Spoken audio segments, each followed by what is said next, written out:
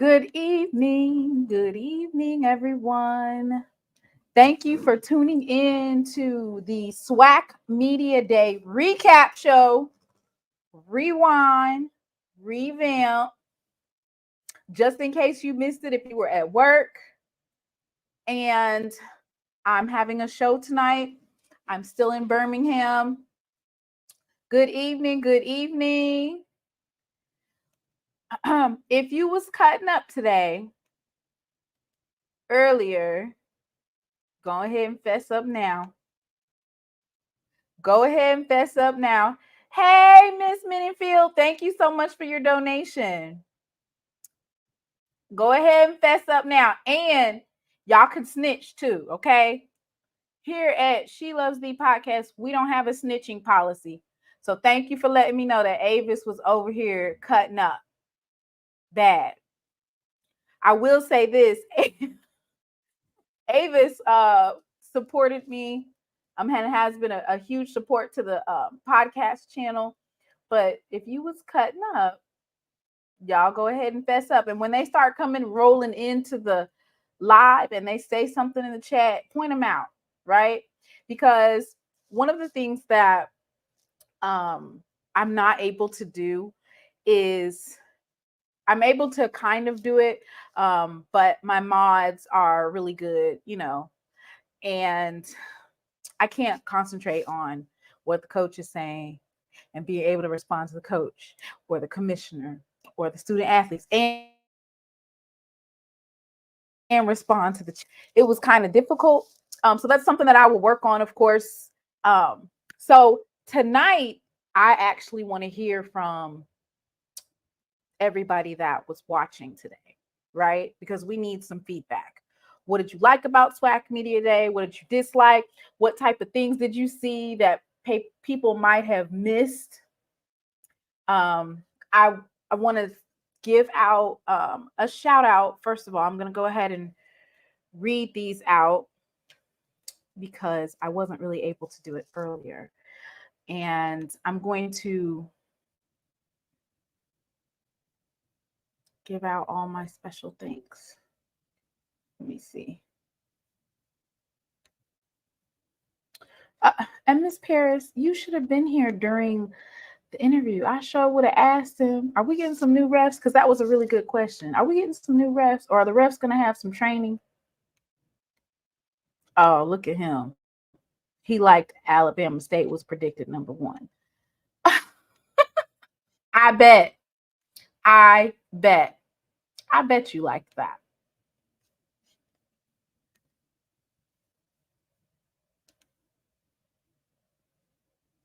Oh my goodness.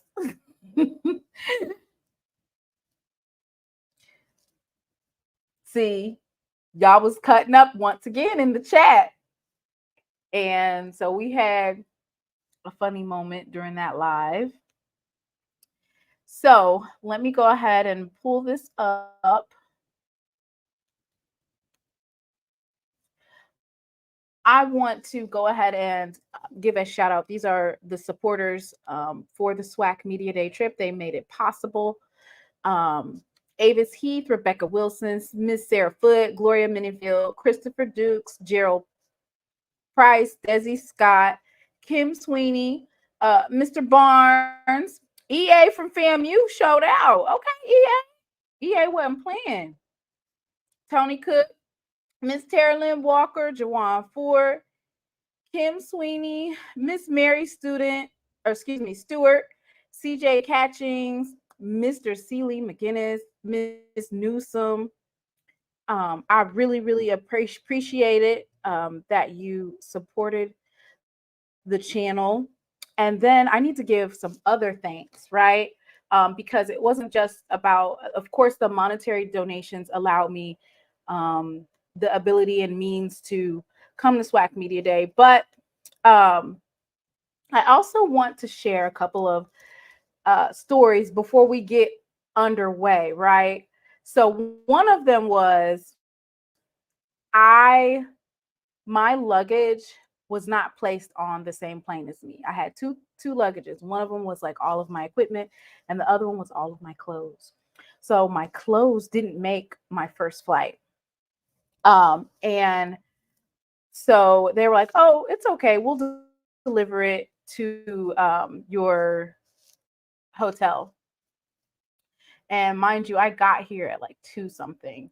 So I got to the hotel, and since I had all my equipment, I went downstairs. I played musical chairs for at least an hour, meaning I was in one room where all of the like HBCU Go, Black College Sports Network, where Ken Clark and the Tiger Talk TV. I was in that room at first. It's basically first come, first serve. You can grab your stuff. So I went in there and I was like, it's going to be too loud.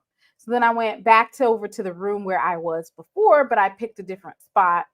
And then another podcast came like right next to me. And I was like, it's going to be too loud. So I moved back to the place that I was.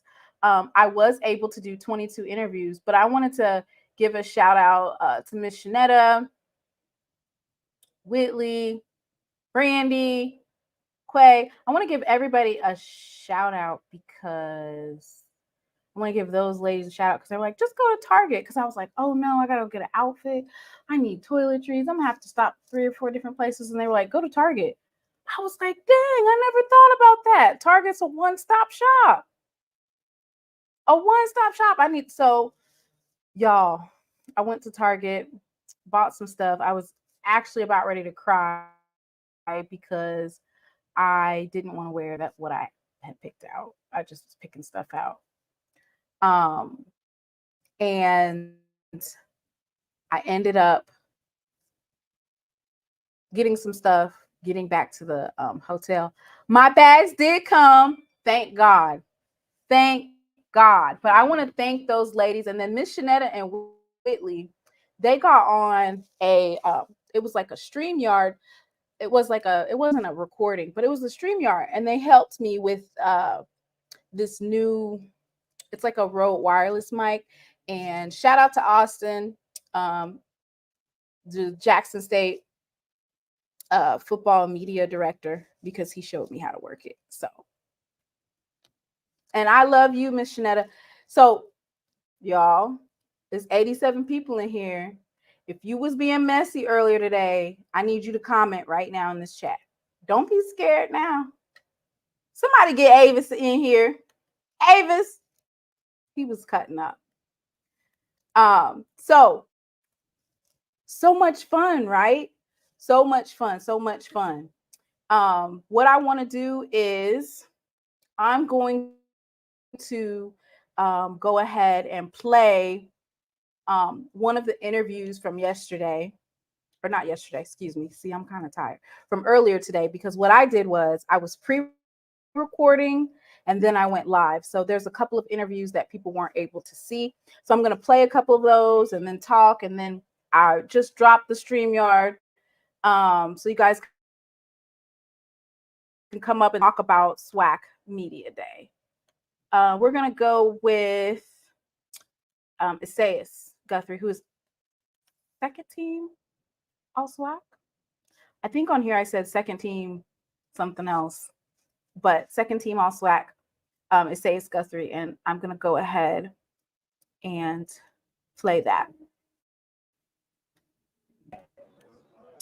Hey everyone, it is She Loves the podcast, and I am here live with Isiah Guthrie, second all-team SWAC. Yes, ma'am. How do you feel about that? Good isn't good enough. Good isn't good enough. So we definitely want to grow and just aim for that first team and keep going. Okay. Last year, Jackson State was the #1 overall defense.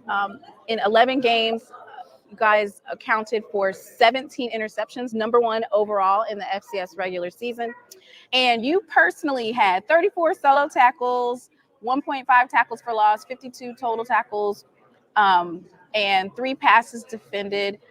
What have you done to build off of last season? Just trying to find my role. I mean, every season is different, right? You got different guys, so the pieces kind of move around. You got to find where you fit. So last year I was more in the box, tackle heavy, And so I'm just trying to figure out what exactly the team needs me to be this year so I can be it to the best of my ability. And then how do you feel about your coach, specific position coach, now being the defensive coordinator? Do you think that he's able to open up the defense for you since you've played there? So now he's at the defensive coordinator level, so he knows like where to place you as far as in the defense. Yeah, I mean, Coach Quinn is a very, very football-minded guy.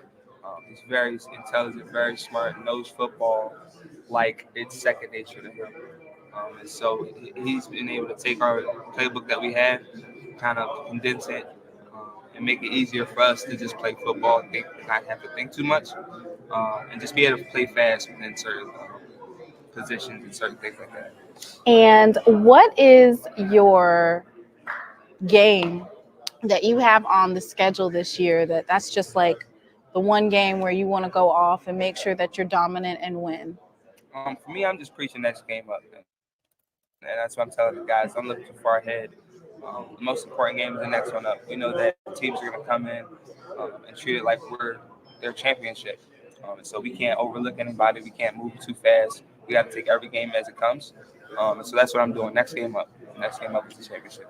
It's good to hear. And my last question is, being that you are upperclassmen, you basically are the anchor for that backfield. What are you telling the younger guys that are coming up and, they may not get as much playing time as you, or you might see something that you did when you were younger? How are you helping them to acclimate to Jackson State? Just sitting down and talking to them. It's like life stuff too, letting them know that I've been where they've been at. I've been the guy that came in and felt like I could play right now. And the coaching staff didn't feel that way where I was at, and they were right. I couldn't. I wasn't ready for it, and so I let them know like being able to take that 1 year and red shirt was the best thing I could ever did. Not only did it allow me to grow as a player, allowed me to mature as a student athlete, allowed me to also be at a position where I'm in now, and earn 2 degrees. Mm-hmm. You know what I'm saying? Congratulations on that, by the way. So yeah, I get to earn 2 degrees for free. I get to go away and walk away from something with that paper. And so just letting them know, like, man, when your time comes, it's gonna come. Mm-hmm. And so just take a step back, learn the book, be ready. Always be ready. Anybody can go down at any minute, and then you're gonna have to step up. You don't want it to be like, all right, well, we probably shouldn't have played. I mean, wasn't ready because you weren't. Right? Always be ready. Always be available. All right. Thank you so much. And that is Isiah Guthrie. Thank you so much for the interview. Thank you so much for having me. All right. Thank you.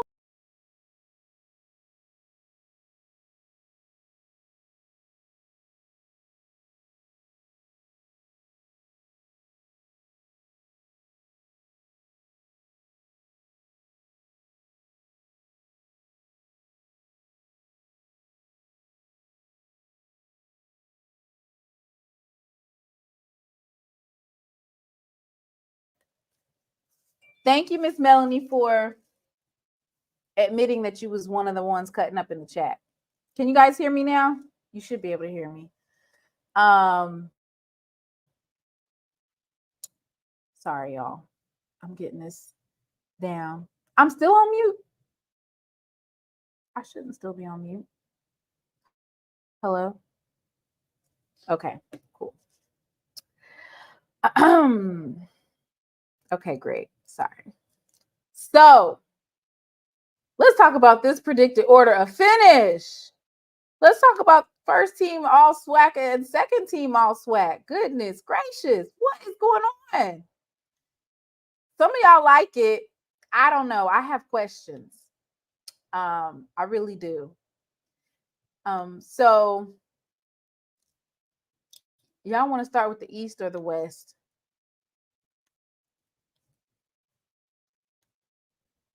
And where is Mr. Ford? Because the basketball tournament is finally going to be in Atlanta. So where is he at? He's been asking for it for how long? How many years he been asking to go to Atlanta? Now it's going to be in Atlanta. You know what's crazy is who knew about this earlier? Who knew about uh it being in Atlanta, being at the Atlanta Dream facilities, somebody let the cat out the bag earlier, because we talked about this on a show. We talked about it should be in Atlanta, in the Atlanta Dream Arena. And then all of a sudden, lo and behold, they make an announcement and that's where it's at. Thank you. Thank you. Word on the street is it's on site with Campbell in Jackson 10-19. What? The commissioner's coming there?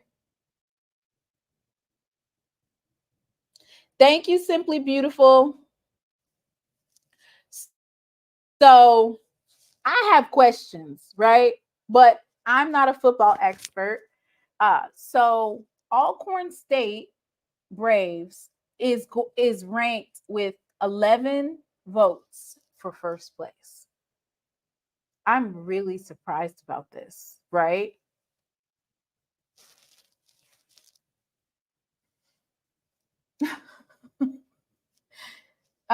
Prairie View only had 8 votes. I'm really surprised with this, right? Because Alcorn State, which I did have a chance to, that was my last interview of the day, was I did get a chance to talk to head coach Cedric Thomas. But as you know, they went under a regime change. They had some changes and some revamps made. So it's interesting that Alcorn got that number 1 spot, right? And then, so Alcorn and Grambling, they both have brand new coaches, and they're expected to finish at the top of the SWAC West. Southern rounding in at 4th, UAPB at 5th, and then Texas Southern is last. Right. And so if you're using the methodology from last year, Prairie View beat Alcorn, even though it was by a field goal, but they beat Alcorn. And also Alcorn lost to Texas Southern last year. Bad. And they lost their coach, Coach Fred McNair, who's now at Southern. So that's why the preseason is all just, an opinion, right? It's an opinion. And I want to go ahead and welcome to the stage none other than Mr. Ford. Hey, Mr. Ford. Hey, how you doing? You doing good? I'm doing so good. I just put a UAPB. I put out said, where's Mr. Ford at? You did great today. I watch you all day. I just sit there. I watch you interview the commissioner. I saw you interview Blue and Coach Frederick. I saw you with wait a minute. Did you see me with Coach Manor? Did you see him, or you missed No, I saw you with Coach Cozy. You and Coach Cozy did 2 interviews, I think. Yeah, we I saw did one Coach interview Cozy. earlier, Yeah. and then he came back around. And somebody told you that, was it Avis said, when you gonna interview the Rattlers, and then he came back. Mr. Ford, them folks are, I interviewed Coach Cozy. I also interviewed student athlete Kelvin Dean, the Celebration Bowl MVP. I saw, that's right. I saw that. I didn't get to I don't think I got to post that one. And then I interviewed OBG as well. Yeah, I saw you interview her. I did 22 interviews today, Mr. Ford. Now, Mr. Ford, the commissioner has been listening to you. He moved that was big about the tournament in Atlanta. That was big. Did you already know this? Well, the street committee was talking about the tournament, that the possibility they were going to have it in Atlanta. But he's talking about blowing it out. Did you hear? He said he wanted to have day parties. He trying to go CIAA. Yes, and I told him that. I said, "Oh, okay, you trying to really ramp it up like CIAA, because CIAA that is huge. It's huge. Like, they do day parties, community events. They get all of the Black businesses. Listen, that's not far from where I live. Where he's talking about out by the airport. Mm-hmm. That's not far from where I live. So, did you already know this? Because you already told us this. Everything that you were saying earlier when we had our last talk, when we was talking about how it needs to be moved. I feel like this was maybe 2 weeks ago, and you said that they should move. You said they should move it to Atlanta, and they should have it at the Atlanta Dream Arena. And then all of a sudden, here he comes, and it's in the Atlanta Dream Arena, and it's in Atlanta. Well, I didn't know they was going to do, but all that day party stuff, and you're going to have accommodations. You're going to be able to live there and walk over to the arena. I didn't know that was coming. Yeah, Mr. Ford. So that means that you definitely have to have your meet and greet now. It's going to be in your city. Okay. Yeah, they milking it. Worry and about, he has a contract with that the Atlanta Parks and Recreation. Oh wow! See, so are you impressed with that? Oh, listen, I've been impressed all day. The only thing is that whoever picked them preseason rankings, I don't know what they looking at and what they thinking. Because let me tell you something, them 2 schools they pick, ain't neither one of them gonna make it to the SWAC championship game. Ain't neither one of them gonna make it. Oh my goodness! I enjoyed your interview with Coach Robinson though. You did a good interview with original big girl with OBG. I asked her, could I call her OBG? Yeah. She explained it. OBG, for those of you guys that weren't on that particular interview. Original big girl, she explained that as soon as she got out of college, she was an SID at a school, and that was her nickname. Right. I heard her talking about her parents was Norfolk people. Yeah. No wonder she rough. No wonder she down there about to hit somebody down there, that FAMU meeting. Oh, the green and gold. What you mean? No wonder she's rough. What about the Norfolk? Hey, Norfolk rough. Now, you never been to Norfolk? I've been to Norfolk. My sister went to Hampton. Just because that don't mean that it's rough. They used to tell it used to be a big rivalry between Hampton and Norfolk, right? And the Hampton cheerleaders would tell the Norfolk people, you can't afford it, because Hampton was private, Norfolk was state. And they used to have a cheer say, you can't afford it. You can't afford it. That was a big rivalry. Hampton, they call it the Battle of the Bay or something. Yeah. Oh yeah. Well, she said that she's bragging different, okay? It's gonna be Norfolk versus FAMU, and of course she works at FAMU, so she was bragging different. Oh yeah. So you said you don't know what's up with these rankings. No. But you know what? It was good that they messed up them rankings, because that's going to spur a lot of bulletin board material, and it's going to make the SWAC even hotter. Because I felt so good today after you signed off, and the stuff I was watching with Tolly and Centuria Black, and then I saw Dr. Cavill in there. Man, listen, the SWAC is so competitive right now. I mean, it's been competitive, but it is really competitive now. Because I'm telling you, man, listen.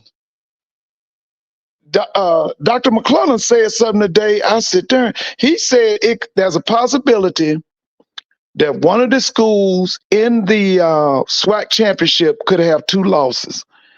And that lets you know that SWAC is going to be thick this year, boy. That's going to be a minefield. It's going to be tough. So what did you think? What was your thoughts of the overall coverage? We had, I want to say there was probably 20 podcasts, different podcasts there, like 20 different ones. They've really opened it up to the social media space.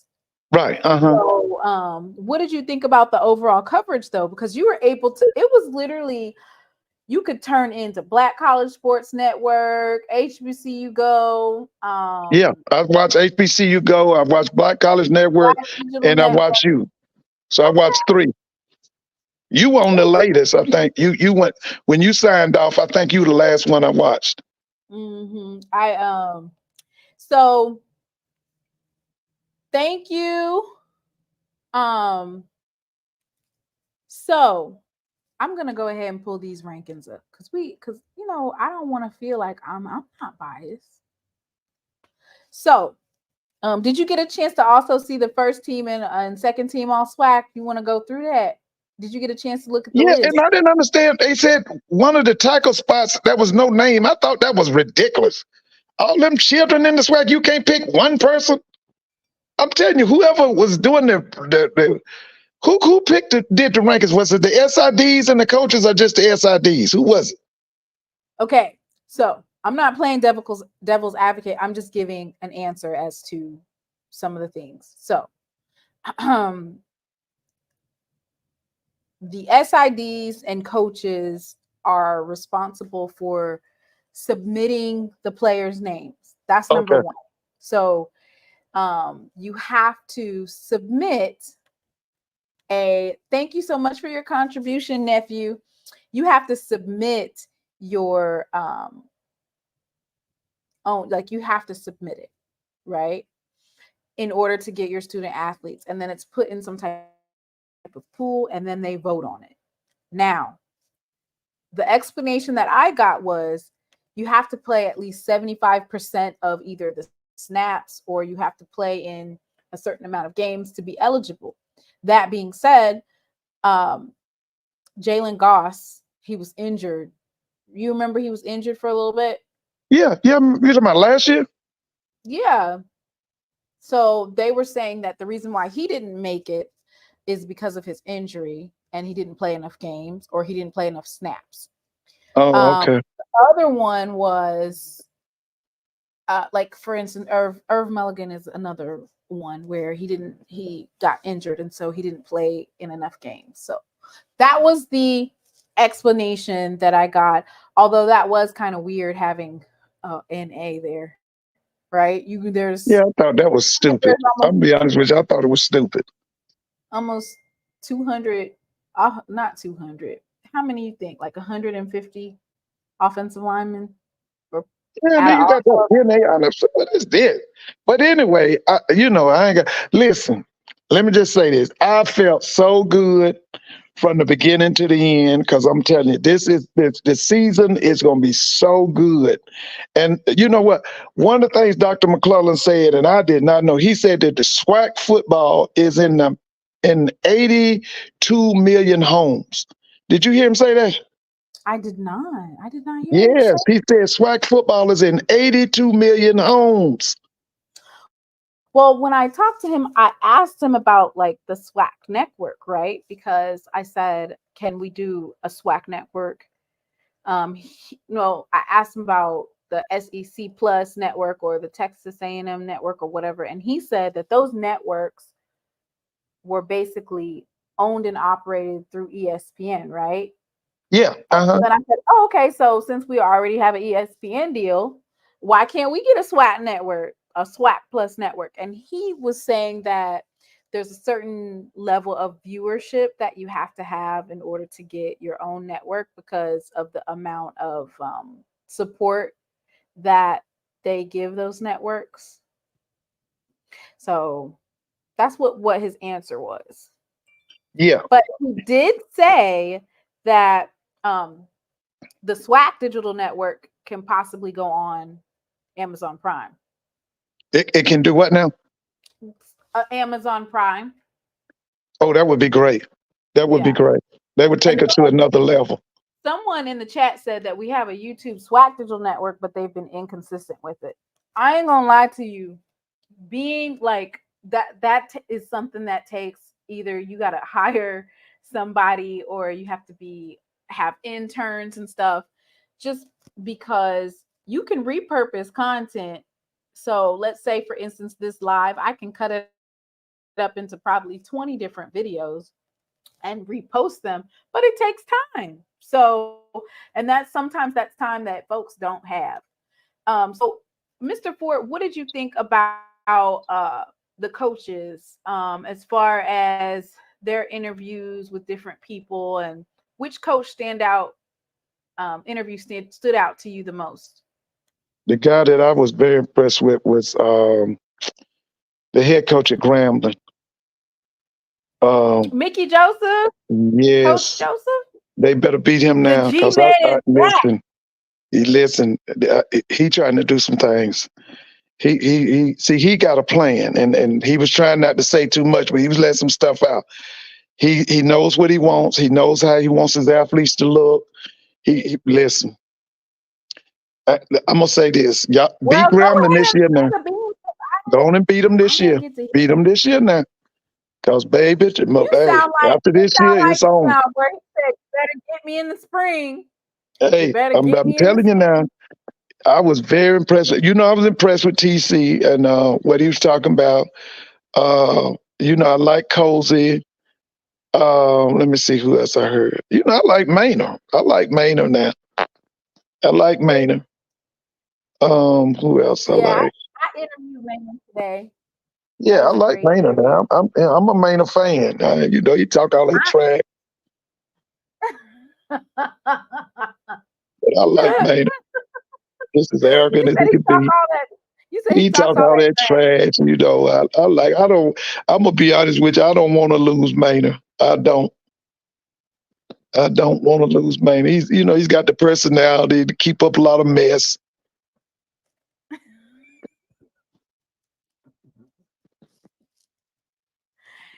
Oh my goodness.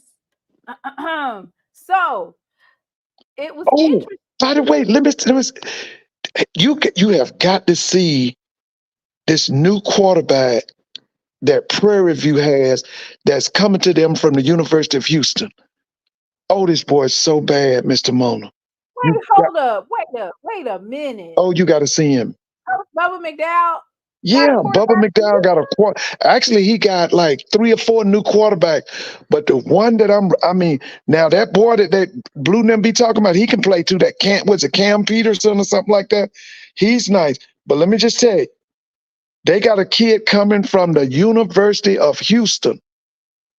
Lucas Cooley, who is To me, that's the one I would, if I had my choice, that's the one I'd put behind the center. Let me see. When you get a chance, look up new quarterbacks coming to Prairie View. One boy's from UTSA and the other one's from the University of Houston. I'm thinking that it might be this one. This is the only one that I see. Lucas Coley. What's his name? Lucas Coley. He's from the University of Houston? Is that the one from the University of Houston? Let me see.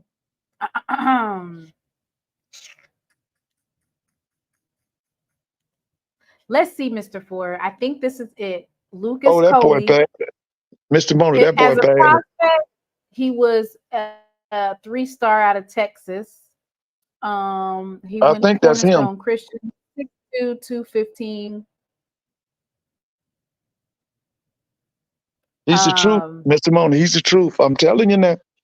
You know, I coach quarterbacks now. You know, I know a quarterback when I see that's the kid to me that can lead them to the promised land. So he enrolled at Arkansas Razorbacks, and he went in the transfer portal and went to University of Houston. Listen, you wait till you see him, and he can throw that football too. So, is this the quarterback that they need to? Oh, he's the truth. He's the truth. He would take them to another level. That kid is you wait till you see him. Prairie View is right there. So it's not they've won. Okay, so well, now the only thing is I still have, I was very disillusioned by their defense last year. And I used to tell Doc they need a defense coordinator. He used to tell me, no, they don't, and all of that. But let me tell you this. That offense, I know, can go to another level. With that new offensive coordinator and that kid right there. Now, the thing I would want to know about that boy, not the boy, but the kid that's coming in from the University of Houston is how many years of eligibility does he have? Because he's got to play. You can't sit no kid like that down.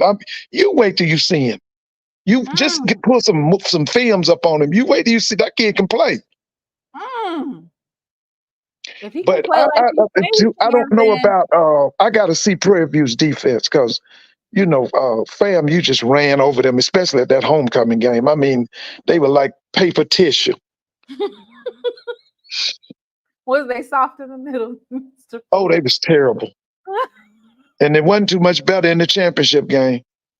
Listen, that team for FAMU, they built it to beat Jackson State and everybody else in the SWAC.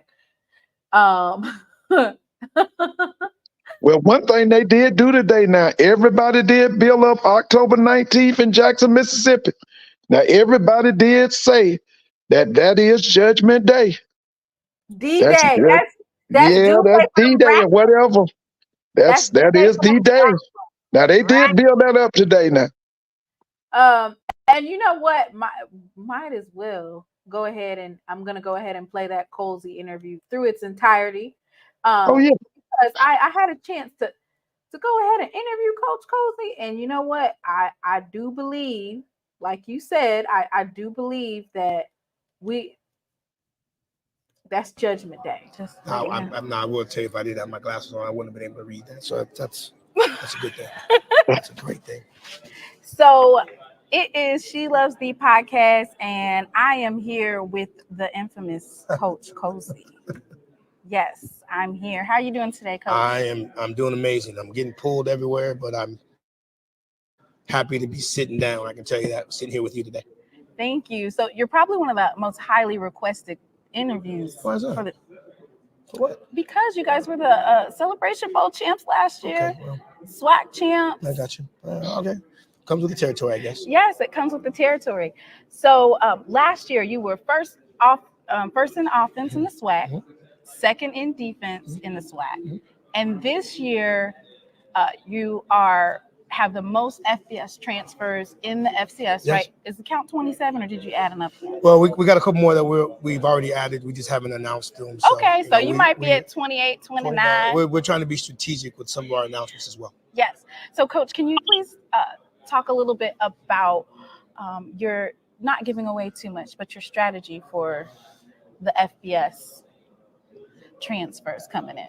Well, the thought process was the guys that we lost and transferred, whether they were transferred or whether they graduated, we wanted to make sure that we were trying to get similar players as such. So, for example, we had a defensive lineman that entered the portal and went to a Power 4 school. So we wanted to be intentional in recruiting those type of players, right? So, I think that was, we felt we want to return back to get back to the SWAC, being the SWAC champion, get back to hopefully playing in the Celebration Bowl.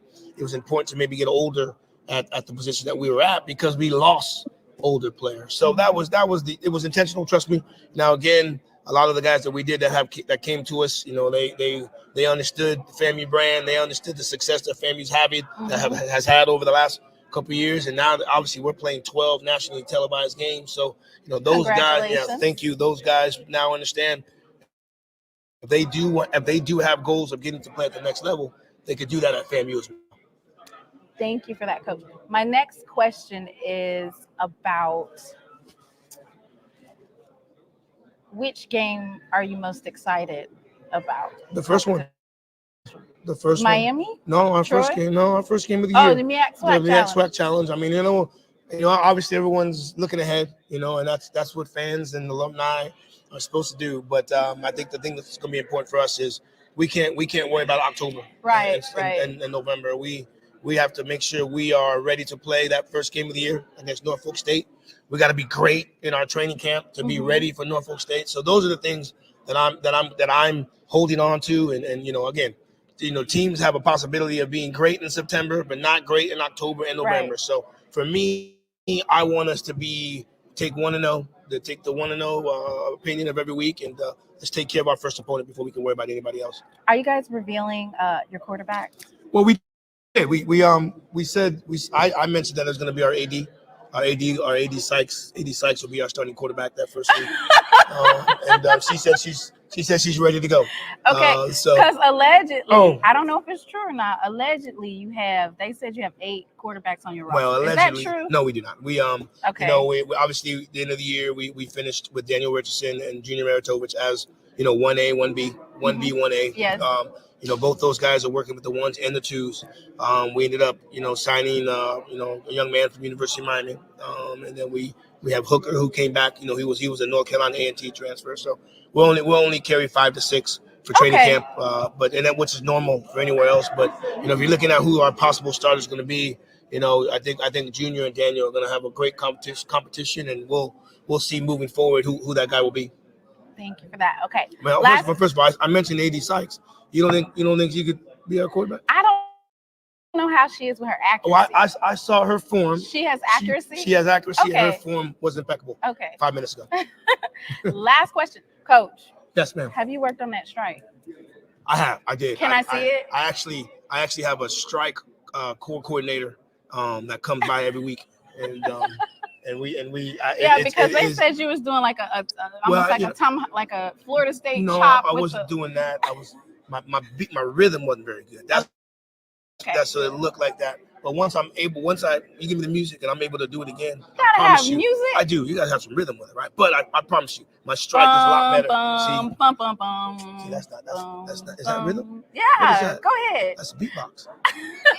Did a beatbox a few seconds ago. So it's. I can assure you, all the strike. He tours said he practiced it. I ain't seen it. All the strike tours I've been on. We take pictures with the fangs up, and I'm telling you, I'm there. There you go. He got it. I got it. I told you. I see. Right. I have a FANG coordinator that comes in every Tuesday, and we sit down and we work on it. That person, I don't want to say that person is, because you know then it's gonna give away the secret. But nah, it's gotten better. All right, Coach. Right. Well, I'll see you on October 19th. What's October 19th? Where we at? Jackson State. Oh, see, I just told you I got to take care of all this. I'm just reminding you. Okay. I'll see you in October. Hopefully we are flying high and doing everything that we need to be doing to be ready for October 19th. And it was a pleasure meeting you. Thank you. Absolutely. Thank you so much. Thank you very much. Thanks. Oh. Uh-oh. Is that good? Yeah. We good to go? Yep. Thank Perfect. you. Oh, wait. You got to give me my microphone. Who was making fun of my strike? Me. Oh, you was making fun of my strike. Because I didn't know. Don't do it off camera. How you gonna do it off camera? Come over here and do it. Come do it over here then. If you gonna do that, let me see this. Because it looked like you was doing it. Good. No, I'm good right now. Okay.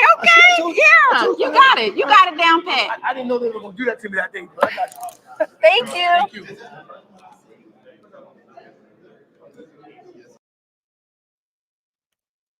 Y'all stop making fun of me. Mr. Ford. Yeah, listen, I can see a new job for you hosting the Coach Cozy show. Coach Cozy? What? Yeah, I can see you and Coach Cozy. I can see you hosting his football show. You'd be a great host. Okay, so the reason why I did the dun dun dun dun dun, yeah, that's all. But ain't that Florida State's song? Yeah, that's right.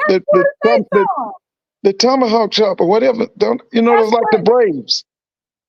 Yeah, the tomahawk. So I was giving him some rhythm. Yeah, that might be Alcorn, but he's a Florida State. He's a Florida State grad, right? Yeah. So I was just giving him, something that he would remember. Now, as y'all know, he's been working on it, and he was asking for a song so that he could do it. But what y'all rate him? He did good. He did real good.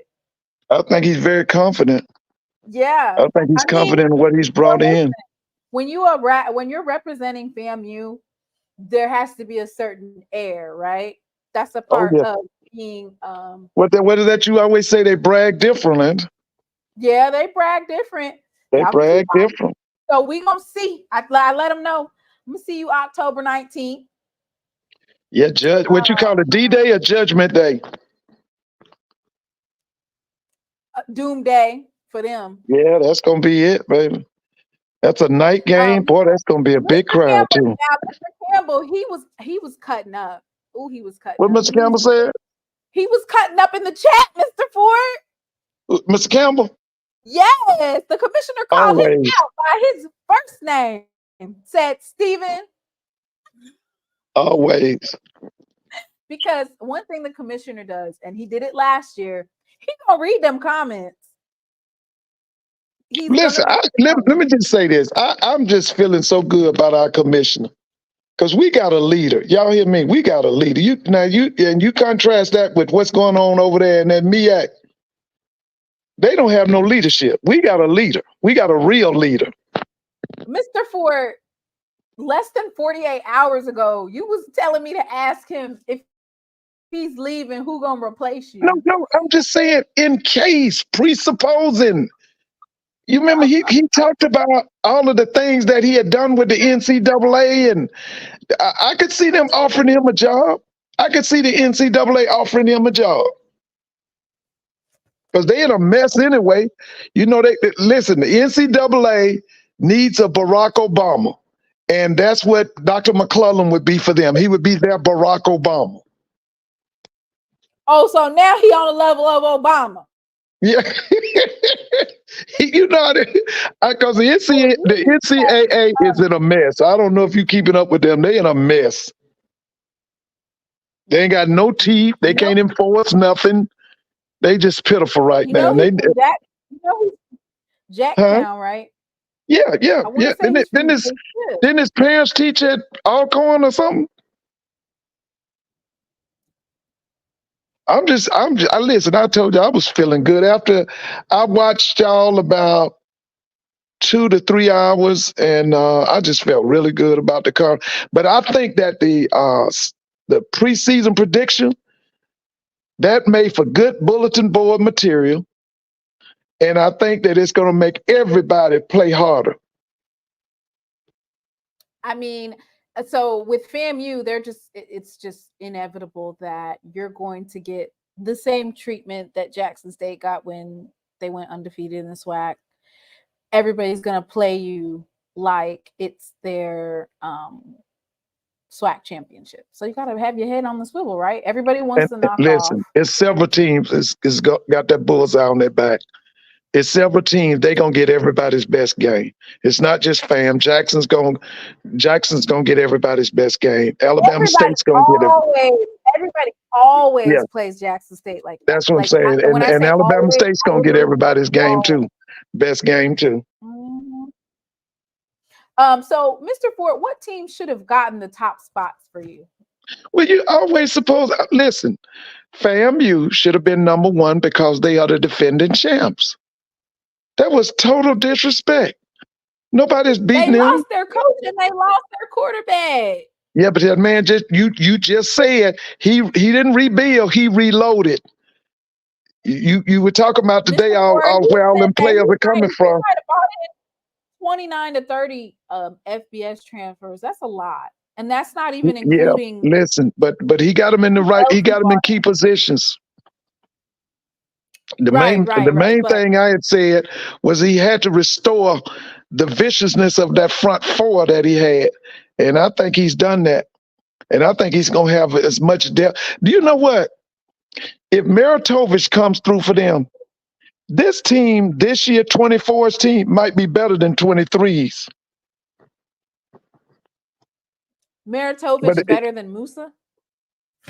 Yeah, but see, he can be. See, the thing about Musa was he had the big arm, but the thing Musa was erratic at times. He was sometimes he was just terrible. Then he come back in the second half and he looked like he ready to go to the NFL. But he was like up and down. He's the kind of person to make you mad. It was maybe about like reading defense. So basically, he seems like he's a quarterback that listens to coaching, right? So that first half, the coach Musa. So basically, Musa's the kind of kid you got to fire him up. He was not a self-starter. To me, he didn't have that.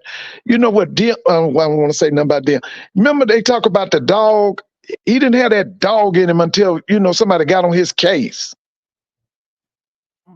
Because I remember one game, he looked terrible. It was in Bragg Stadium. He looked terrible in the first half. I mean, it was awful. That second half, he came and carved that team up. But I know Willie put some fire behind him now. Willie put some fire behind him. Yeah, Willie was on a mission. So you said you'll have FAMU, and then what about in the West?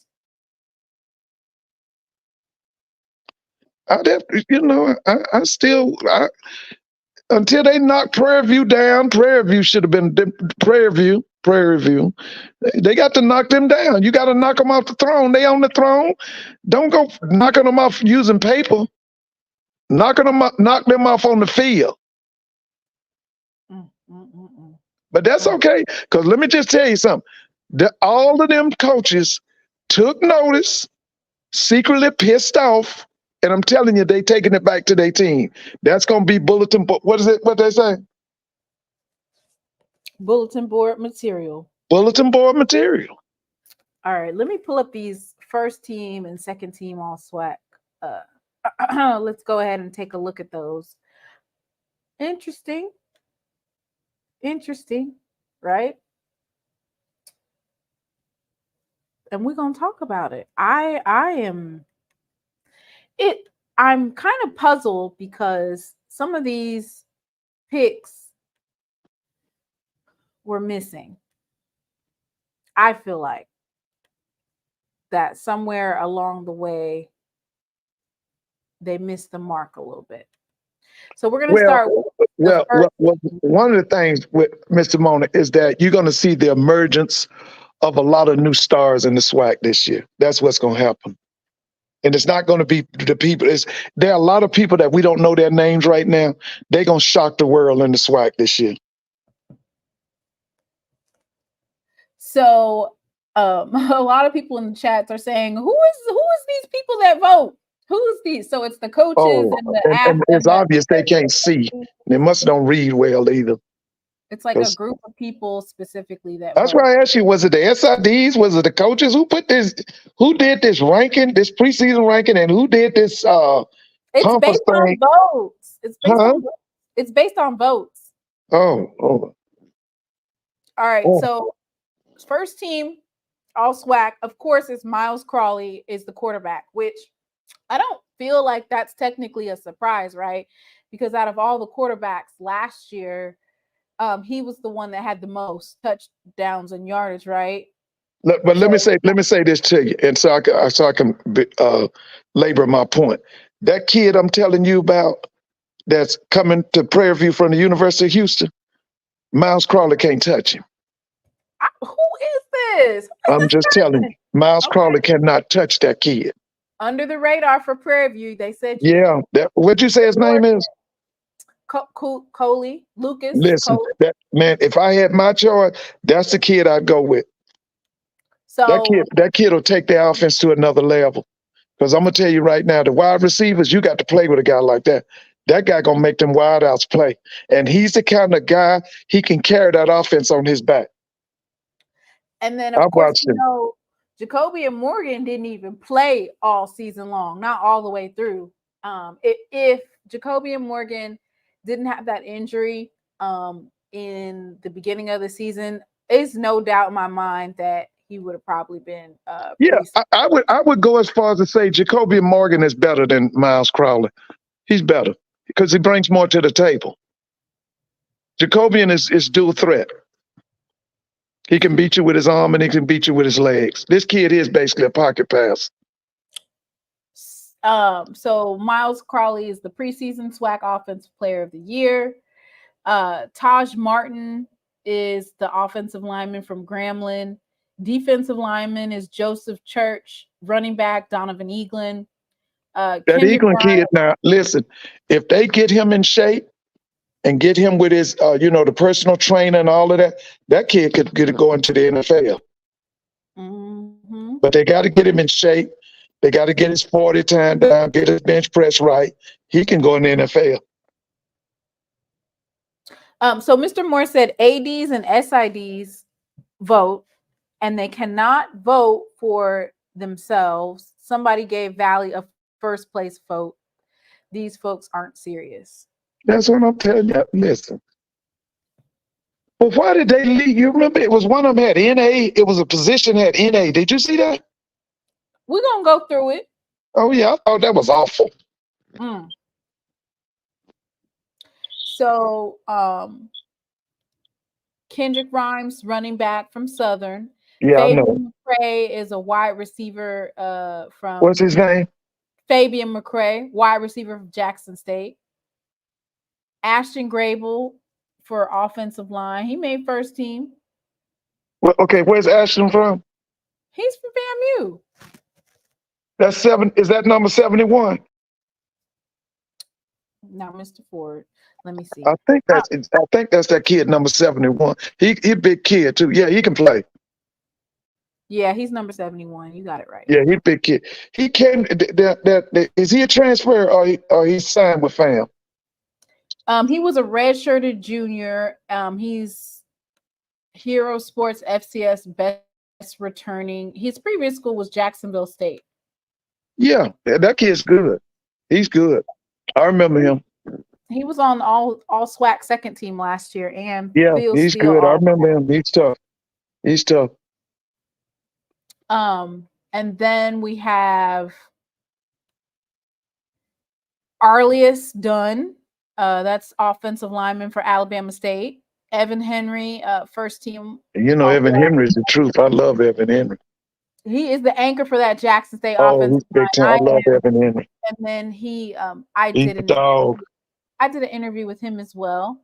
Yeah, I saw it. I saw the interview you did with him. Okay. Tavarius Griffin is tight end from Alcorn. Jacoby Hewitt is wide receiver from Alabama A&M.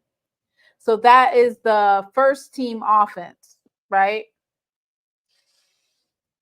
Right. Do you think do you see any snubs on there besides the fact that they messed up with the offensive lineman? Do you think that there's any players? Remember what I said, Mr. Mona. There are going to be stars that are going to emerge in the SWAC this year. We don't even know their names. Okay. Yes, it's going to be some people going to shock the world. That's the kind of talent that's coming to the SWAC. We don't even know their names. And they're going to shock the world. See, that's why I continue to say is the thing that we got to put more emphasis on is quality, championship, coaching. We have the personnel, but the difference in these schools will be who has the best coaching staff, best AD, best faculty rep, and the best president for their football team.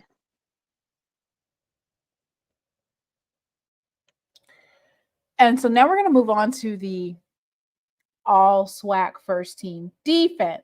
No surprise to see Malachi Bailey there, right, from Alcorn, the defensive lineman. He came to SWAC Media Day last year. DeMarcus Cunningham is a linebacker. Kendall Bowler, a defensive back. He's a pro. Kendall Bowler's a pro. Jakelby Gibbons, defensive lineman. Traquan Thomas, defensive lineman. CJ Presley, defensive lineman. Rico Dozier, linebacker. It's a lot of pressure on him. Now this the kid he's a kid that's have to replace Bubba, right? Isn't that Rico Dozier? He has to replace Bubba, right? Yes, that's actually one of the names that Coach spoke of when he talked about replacing Bubba. So I'm waiting to see this Dozier kid. The UAPB's transfer. He also talked about. He talked about the UAPB transfer to fill in that gap. Yeah, that's Dozier, right? Rico Dozier. Yeah. Jacob Williams, linebacker from Texas Southern. Deco Wilson, the defensive back from FAMU. James Burgess, the defensive back from Alabama State. Amari Pate, the defensive back from Alabama A&M. So that's the all-SWAC first team defense.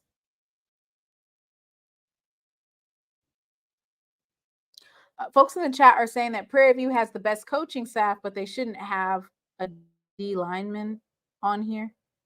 Well, the main thing with Prairie View, I got to see that defensive staff. I want to see how their defense operates. I was not impressed with their defense last year. You know, I said it on your show last year. I said that Prairie View needed a defense coordinator, and Doc said, no, they do not. And I still hold. I got to see them. I got, because I was not impressed with that defense last year. Okay. You said you were not impressed. At all. Who's the defense coordinator, Prairie View?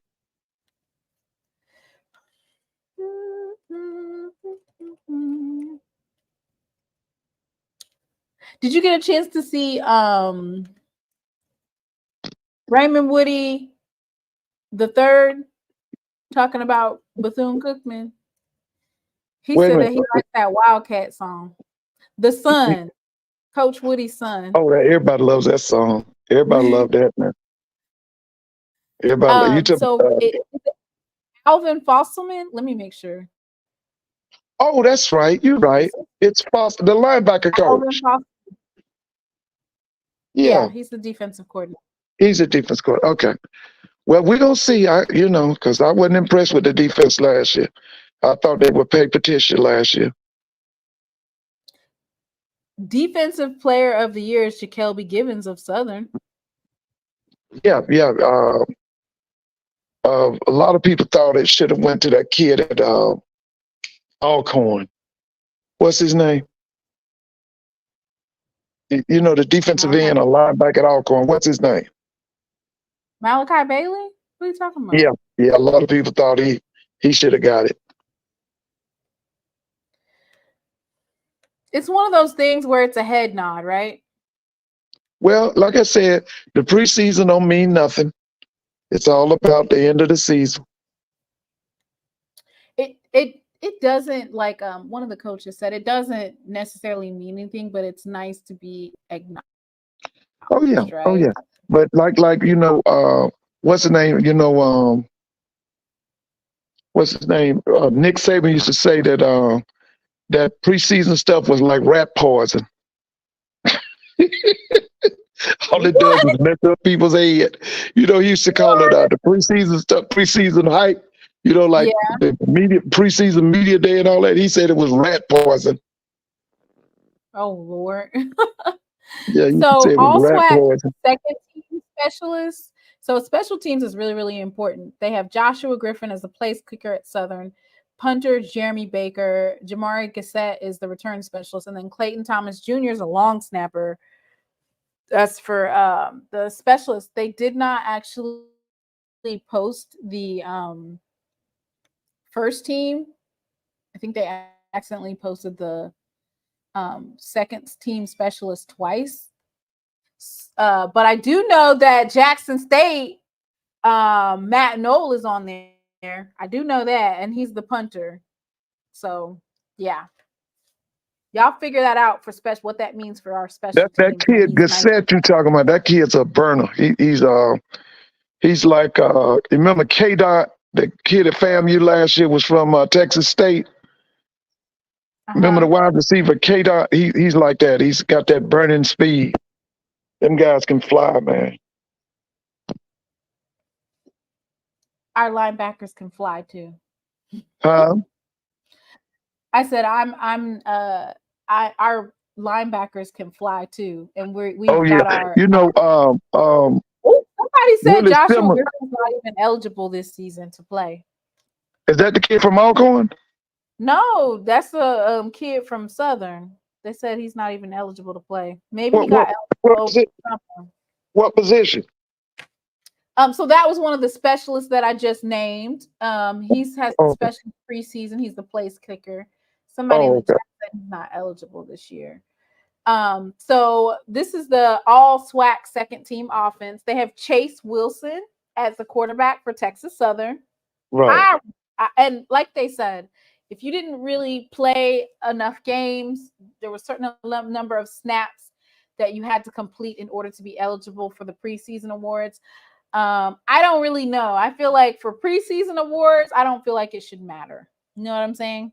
But rules are rules, right? And they're put in place so that you can get some uniformity. So that's a rule that they have. Kelvin Dean is a running back. Yeah, he can play. Kelvin Dean is versatile. He's got wide receiver hands, and he can run it out the backfield, and he has speed. Speaking of which, since I did say his name, I'm going to go ahead and play his video because I had a chance to interview him. I had a short interview with Kelvin Dean. So I'll go ahead and play that. Oh, yeah. Wait. Let me remove this and put this on top. It is She Loves Thee. I am here with Kelvin Dean, the FAMU Rattler and Celebration Bowl MVP. He had 97 total yards, 2 touchdowns. How you doing today, Mr. Dean? I'm doing good. Thank you for having me on today. You're welcome. Thank you for coming on. So you are no stranger to the spotlight. You transfer from Florida Atlanta University, correct? Mm-hmm. Can you tell me about that HBCU experience? It's different, man. The fans are crazy. The fan base is amazing. Just the atmosphere of the games was a lot different than what I experienced. So I love it, man. One of the best decisions I ever made. And that is probably last year was such a great run, right? You dominated in the SWAC. You competed at such a high level. You guys won the SWAC championship. You zoomed through that, and you went to the Celebration Bowl and you handled business. So going into this year, you still have some of those same key pieces as far as coaches, but are your expectations the same? If anything, they're higher, man. We want to come in and put in even more work than we put in last year to try to overcome and do even better than we did last year. So now we're not really planning to settle. We want to come in and just work even harder than we did before so that we can try to reach the same goals or do even better than we did before. And since you're the SWAC champ, there's going to be some folks that are gunning for you. Like, everybody wants to beat FAMU this year. Can you talk a little bit about what games that are on the schedule that you're most excited about competing in?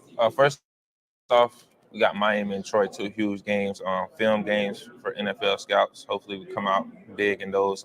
But I'm definitely excited for Jackson State and Alabama State. We got to play both of them at their home turf, so it's going to be exciting. I know a lot of people going to be in there. It's going to be a lot of adversity that we got to face. So I'm kind of ready for that pressure. I love the feeling of going out under pressure and having to do my thing. So I'm excited for that. And you know that that Jackson State versus FAMU game, that's going to be one for the ages. Thank you so much for coming. Can you show me how to do the strike? You got to strike again. All right. Thank you, Kelvin Dean. I appreciate you. Nice to meet you. Thank you. All right, y'all. So there's that. Yeah. That kid was the dagger that killed Howard last year in the second half. Remember, he came in as a running back and he was killing them downfield because, like I told you, he's a running back, but he has wide receiver hands. Yeah. See, a kid like that, you can send him to the NFL and you can make him a defensive back because he's an athlete. Then he has all that speed. So then you see they have the Cameron Williams for offensive line, and then they have an NA for offensive line. Oh, that's ridiculous. I don't understand that at all. I really don't understand that. That makes no sense.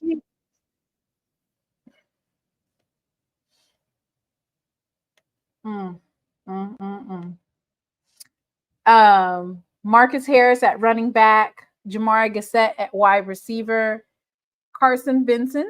Oh, I'm sorry. Marcus Harris is from Alabama State. He's an Alabama State running back. Then Jamari Gassett is a Florida A&M wide receiver. Carson Benson is the offensive lineman. Javon Robinson, wide receiver. Joshua Trask Jr., offensive lineman. Jackson Davis is tight end from Valley. And then Medai Torrance is offensive lineman from Texas Southern. That's the all-SWAC, second team offense. So I'm not sure. I know that they were saying that you had to submit offensive linemen. I don't want to play devil's advocate, but I'm wondering if they submitted enough offensive linemen, or if the ones that they submitted, a couple of them were ineligible based on how many snaps, right? You could have had a situation where they didn't have enough snaps, so then that's why they weren't included. That's the only thing that I can think of, Mr. Ford. Just remember what I said, Mr. Mona. Remember, there are going to be stars who will emerge in the So you SWAC this basically year, saying it's and open. we don't even know their names. Okay, remember that. You We gonna don't know know now. their names because one We of them don't. is that kid that you called out from University of Houston. That's a star, I'm telling you. And so for the football preseason awards for all-SWAC second team defense, we have Jeremiah Williams of Jackson State, Alan Smith, defensive lineman He for can play, and Jeremiah Wynn. Both of those kids are legitimate. Michael Atkins for defensive lineman, Jamal Marshall, defensive lineman, Isiah Guthrie, a linebacker from Texas Southern, and Jamal Marshall's from Prairie View A&M. Dearius Thomas is the linebacker from Bethune-Cookman. Derek Williams is Southern linebacker. Amon Scarborough is the defensive back of Alabama State. Isiah Guthrie, of course, I did his interview. Oh yeah, we know who that is. We know that's there. Yeah. Edwin Summerer is a defensive back from Alcorn, and then Javius Williams is defensive back from Texas Southern. I think there was a mention of Robert McDaniel for being snubbed. He's the transfer from Alcorn, but like he's I said, going to Jackson, right? Right. But he's going to Jackson. Yeah, you have to do yeah, I've heard. Yeah, in order to be placed in that voting pool, and you have to be nominated. They're saying that the NA lineman should have been Quay Davis, or the freshman. Could have been anybody, but anything better than NA. That's so unprofessional. Take somebody out the hat, right? Yeah, anybody. Why would you put that mess up there?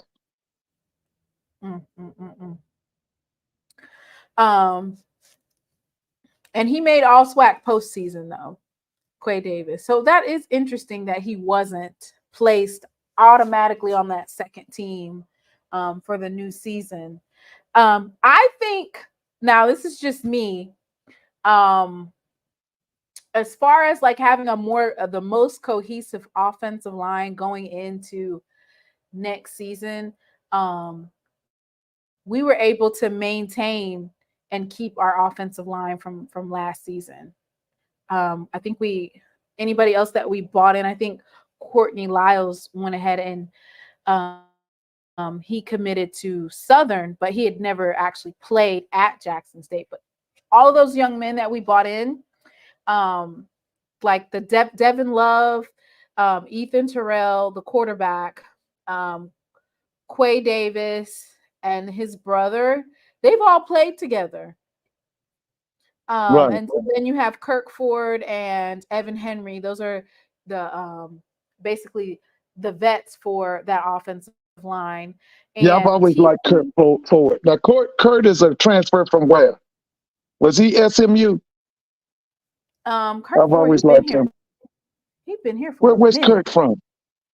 Let me go ahead and look that up. But yeah, he's been at Jackson State. Oh, Kurt was signed by Jackson State? Yeah, he's an offensive tackle from Keller, Texas.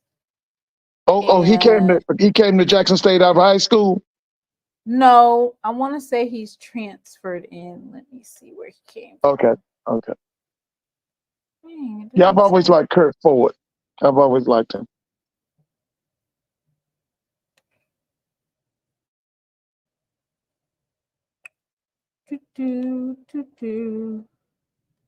Oh, he has been here since 2021.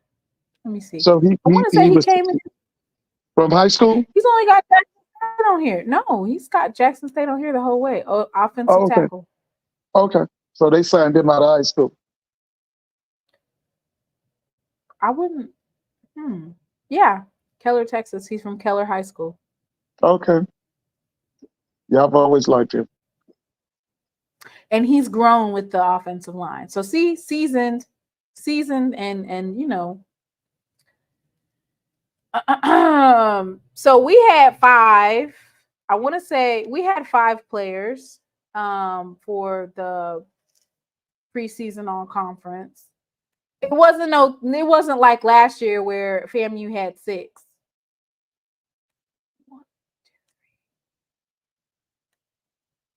or 10. How many did Remember they what have I last said? year? 10? There's some players gonna come into the SWAC this year. They're gonna shock the world, and we don't know their names. A lot We of don't. new stars are going to emerge in the SWAC this year.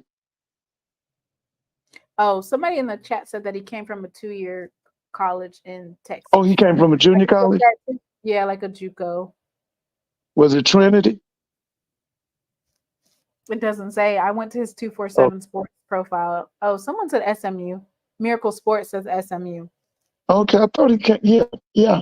I've always liked her. You know what? You're going to get about 4 or 5 different answers. Someone said he's a JUCO transfer from Navarro College. But let me, for the sake of, just for the sake of, I'm going to go ahead and share his 247 profile because all I see, which that would make sense because Dion was definitely not recruiting no kids out of high school.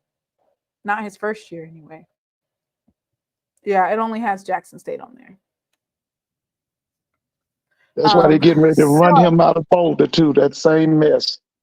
They're going to get ready to run him out of Boulder. Mr. Ford. Call Mr. Campbell to the floor. What's Mr. Campbell talking about? He needs to come talk, make a statement. It says that someone said you can't, or Mr. Moore said you can't argue with Mr. Ford because most of the teams are new players, and most of the new players were bought in to fill needs, which puts them immediately in playmaker roles.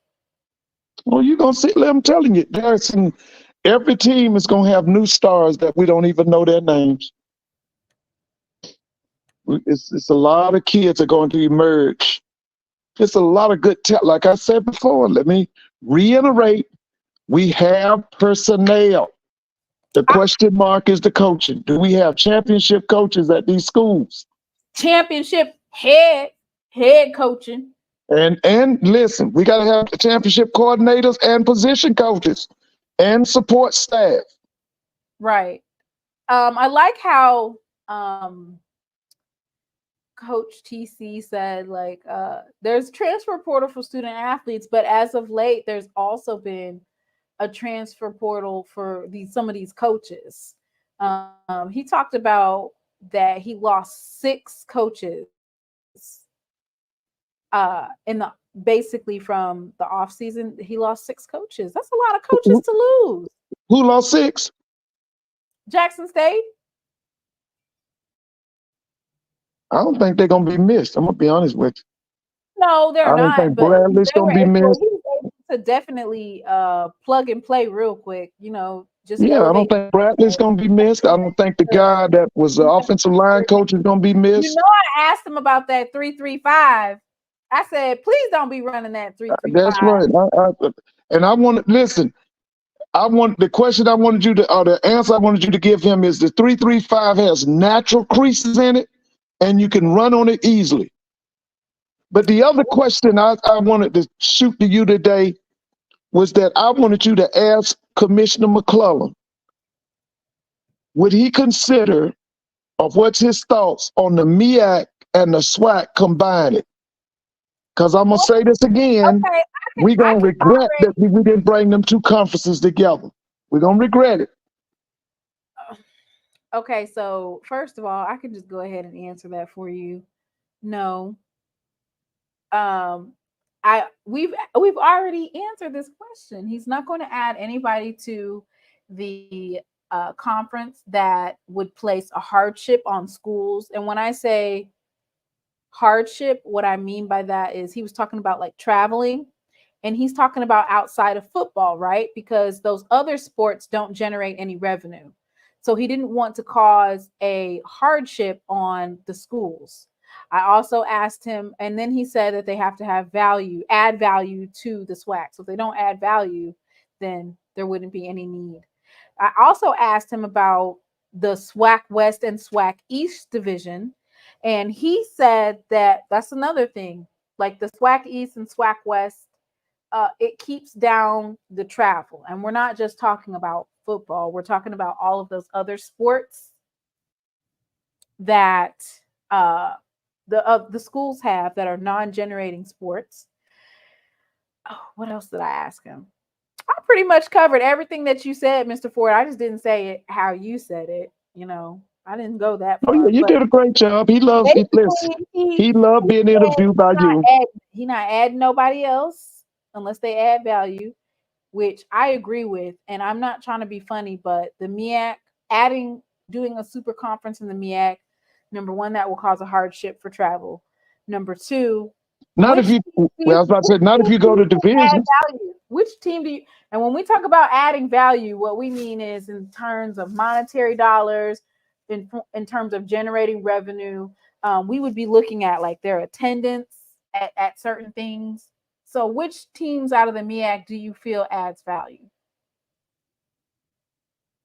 Well, I would restructure them and put them in division. Now, I would ask Coppin State and Maryland Eastern Shore to go to the CIAA, but I would take South Carolina State. I would definitely take Central.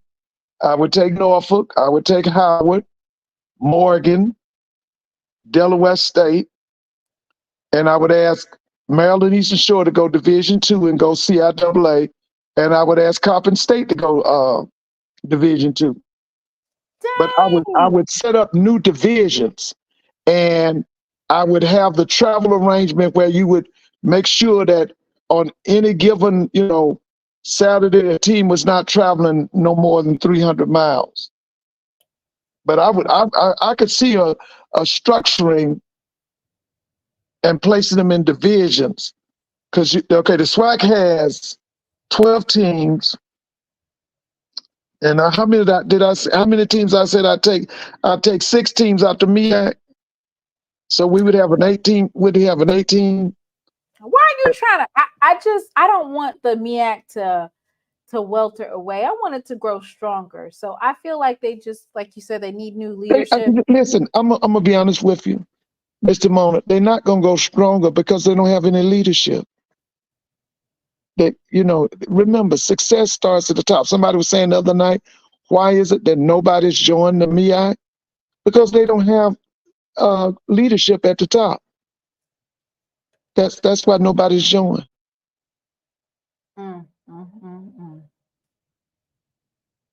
So basically, they need to fix. They need to pray for leadership. They need leadership. They don't have it. So for all you MEAC folks, how you gonna fix it? You done messed me up to this visit. I done called the police because I'm doing a refund. A refund is due unto me. Don't feel like I just been abused down here today. God ain't pleased with this. You can't do the saints like this. Boy, I don't even know if I'm gonna sit out here till the police come too. I'm gonna sit out here till the police come. I'm doing refund. Cause I'm doing one of me. People in the chat brought up a really good point, and that is FAMU barely even travels over 2 states.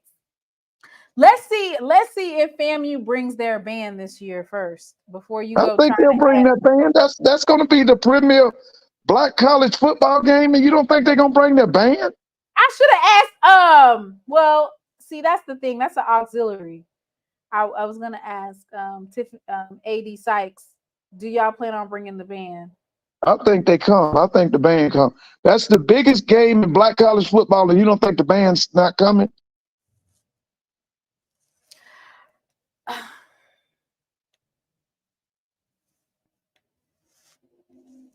The band comes to Jackson. Are you sure? Yeah, the band comes to Jackson, and the band goes to Alabama State.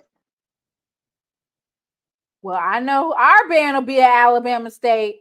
Yeah. Cutting up. You're gonna have that game will probably be watched by millions of people, and you're not gonna bring your band. I don't believe that. I don't believe that. That game's gonna be and they moved it tonight to a 6 o'clock start. You know how many people gonna watch that game? Bama State and FAMU, and then I'm sorry, Jackson State and FAMU. You know how many people gonna watch that game?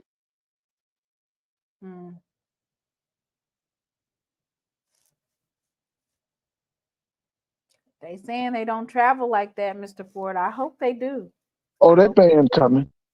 I hope that they That do. listen, them teams probably meet up undefeated. They'll meet up undefeated in the conference. The 100 will come. Undefeated. Hold up. Wait. No, I'm saying they'll meet up undefeated in the conference. Who will? Both of them. That game, they could possibly meet up. Both of them are undefeated in the conference. And Mr. Mono, you gonna say that the band's not gonna show? They're gonna be on. That's a prime time. What is it? 6 o'clock. What time's that game start? 6. And you saying the band not gonna come?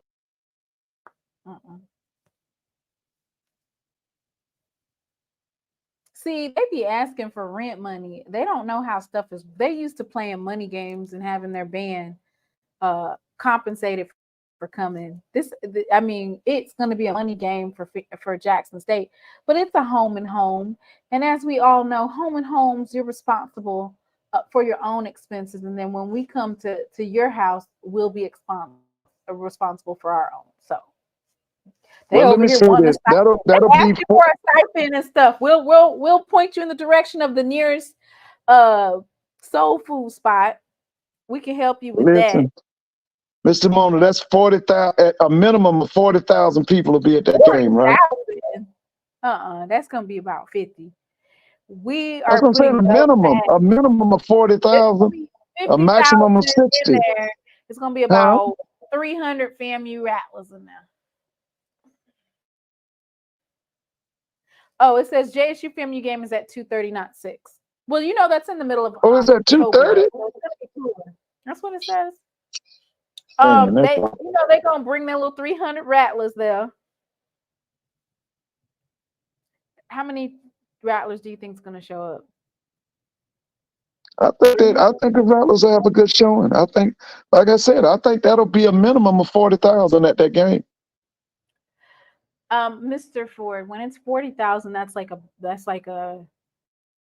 Texas Southern game or a Bethune-Cookman game. We need like 50, 55. Yeah, you're right. We need it to be packed. So it's in the 50s, right? To be packed, that's 50. Yeah, it says clearly they want donations to travel to Jackson. If they don't, they're not coming. We don't pay for the band to come. I said we're not going to pay for the band to come. Somebody said we're taking stadium deed titles. We got one more to take, and then we own the SWAC. Oh Lord, that's Urban Network in here talking mess. What did he say? He said that they're taking the SWAC title deeds, so they're going out to all the stadiums in the SWAC, taking over and beating all the teams in their stadium, and they're taking the deeds with them.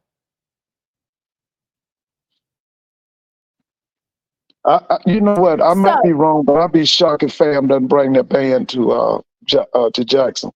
I'll be shocked. Will you be shocked if they lose? Will you be shocked? That's gonna be. You know what? That's gonna be a dog fight. That's that FAM. I was just listening to him. Don't be over here. I need you for sure answer, Mr. Ford. Will you be shocked if they lose? Yeah, I'll be shocked. Man, bye. Yeah, I'll be shocked. I'll be shocked. Allegedly, when FAMU played Southern last year, the football team drove to Southern. That is not true. They said, what did they say? They said that when FAMU played Southern last year, the football team drove to Southern. I don't believe that. The football team drove the bus? That's what they said.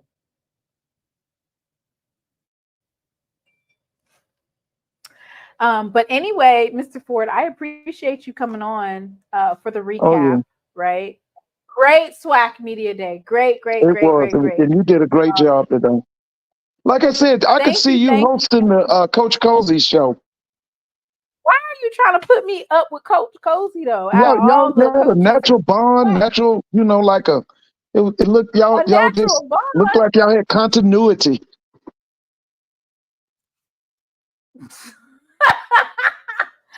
Continuity. Yeah, y'all had continuity. You know what, I could see Coach? you. I had a lot of good interviews. I can't, Coach Manor, Coach Colsey, they got the vibrato. They like to talk a little bit, and so it was Oh, yeah. definitely fun. Now as far as me hosting the Coach Colsey, so you running out, Mr. Ford. Now Huh?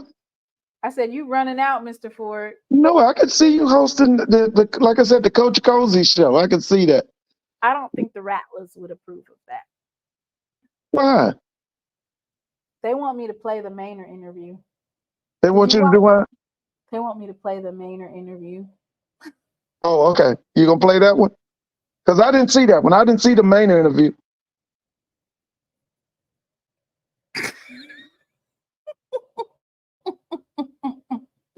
You want to see it, Mr. Ford? Yeah, I didn't see All it. right, I didn't see it today. I didn't see the main interview. All right, give me a second now. I'm gonna have to find the specific part. Because some of these coaches, I was interviewing them one at a time, or some of the players, and I was just doing like a local recording. And so that's why I was able to just pull. Let me see if I can pull this one up.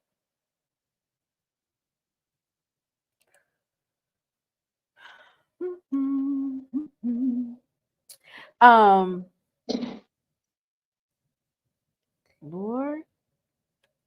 And if you're watching and you're not subscribed, go ahead and hit that subscription button. Nobody's going to know that you subscribed, but I'm trying to get to 3,400 followers. So I would really appreciate it if you guys go ahead and hit that subscription button. I'm not going to tell nobody. All right, I'm getting ready to pull it up.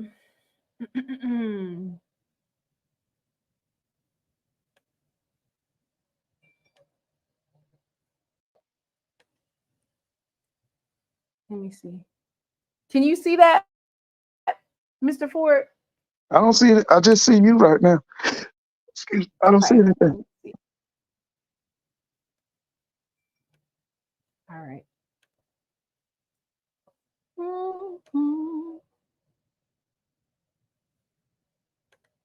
There we go.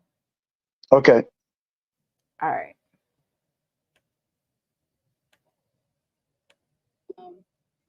You guys can guess this one too. Before I bring him on camera, y'all guess in the chat who I got coming up here. And Coach, I want to let you know that it is live. Okay. We live, so they'll be asking you questions in the comments. So go ahead and welcome none other than the Coach Manor. I live in North Carolina. Oh yeah. And I have a lot of fans that are also from North Carolina. Okay. And so they support my channel, and they told me to tell you congratulations on being inducted into the EE Hall of Fame. E. Smith. Yeah. Thank you. In Fayetteville, right? Yeah, that's my high school. Okay, so you from North Cackalack. Oh yeah. You like the South better? Vietnam, baby. Vietnam. The whole No, she's right there. Tyra Lynn. Oh yeah. Yep, she's from the same school as you. Okay.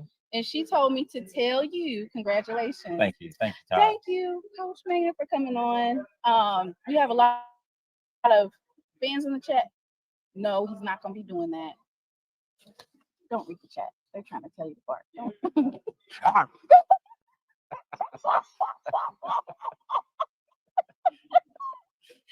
get him started. See, y'all acting up in the chat. What's that on your hand?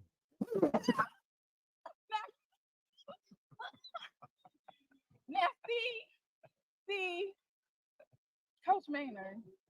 Okay, so before we get down to business, I did want to ask you. You're an actor. Any given some Sunday? people would say that, yeah. Yeah, I was doing some research or whatnot. Okay. Make sure that when you come on here, I don't just, ask you 2 questions and then you leave. You did just almost try to bite me, but we gonna get through it. We're gonna get through it. That was for your fans. Oh, they loved it. Okay, so Coach Manor, the maroon and white. Is it maroon and white or maroon and silver? White. Let's talk about. Are you going to tell us who it is? I don't know who it's gonna be. They Why got do they always they say got that? they got to win the job. I don't know. But I they gonna decide who the starter is, not me. Right, during Okay. fall camp? Yes. Okay, yes. but okay, so if you got Langford. Langford, Smith, Keep going. and Quad. This is 3. That's it. That's those three. You don't three. got 3 in a possible. You don't have one hidden. No, we like do. spades? We do. Okay, you don't We got a freshman, Jamar, 6'8". You know. 6'8". Yeah, but he's a true freshman. So I'm gonna play the best man. If he can prove to be the best man, he will Mhm. have a shot too. But I don't expect him to win the starting job as being a true freshman. We ask a lot of our quarterbacks, and for a freshman to come in and just take over and be ready to go by week 1 Right. is a lot. Is a Right, lot. So right. if he can just sit back and learn this year and be ready, he'll still have 4 years to possibly come and be our starting quarterback. So we'll see. Everybody. That's a commitment that they have to have. You know, with the transfer portal, you have the younger generation. Sometimes they're hard with commitment and taking that time to develop. Which, moving on into my next question, you had some changes on your defensive side. You brought in Cedric Thornton, a couple of others. Can you talk about your vision for your defense? Yeah. You know, we know we need to get better on defense. We've been giving up 37 points a game the last couple of years. So I made a switch on the defensive side of the ball, and I brought in Coach Howard as the defensive coordinator. Coach Thornton, who's been a defensive coordinator in this league the last 8 years, 6 years with Alcorn when they was very good, and the last couple of years with Grambling under Hugh Jackson. Corey Barlow from South Carolina. Brian Foster, who I've coached before, and he was with me last year. I kept him on that defensive staff. And I got one more over there. Oh, that's it. No, Coach Austin.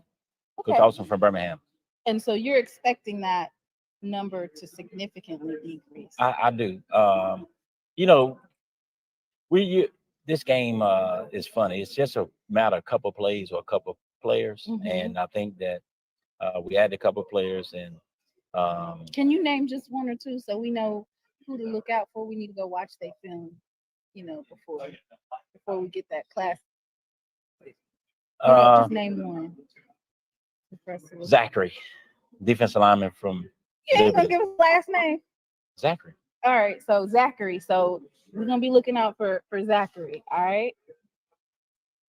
See, the thing about that is, if you start naming players, the players you don't name feel some kind of way. Oh, okay. So I don't like to name players. Right. Okay, right. because you can't name them all, and then when you don't name somebody, they feel some kind of way. So I don't like to name new players in that I think is going to help us, or players I think is going to help us, because I can't name everybody. Then people getting their feelings. Well, then let's focus on the ones that you bought for SWAC Media Day, right? Okay. So you bought in your running back, Eaglin, and of course this is Jay White. Jay White he speaks for all the Alabama A&M fans, you know, on my channel. Okay. And he's a spokesperson. And so he's telling us that running back room is pretty stout. It is. Donovan Eaglin is leading that room, of course, and you know, he's got a potential to have 1,000 yards, 1,500 yards this year if he can stay healthy. And then we got some guys coming behind him that can really tote the field. And you know, that room is solid. It's solid. That's one of the few rooms that we have that we can actually afford an injury, which we don't want to wish on anybody. But we got a little depth at the running back position. Okay. And so I'm just going to read a couple of comments and then we're going to be done. Dr. D says that his cousin played with you at A&T, Andre Pearson. Okay. Of course, Tyrellin said E.E. Smith, Golden Bulls. Go Golden Bulls. And we already asked the portal there.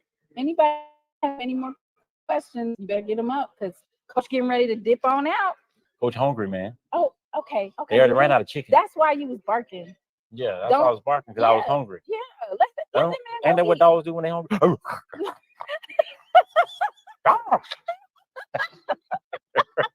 It's crazy. What's wrong with it? All right, Coach Manor. All right. Thank you so much. See y'all. Go Bulldogs. Go Bulldogs. Love all of y'all. Y'all. Cut up. Oh wait. Here, let me get a picture of him.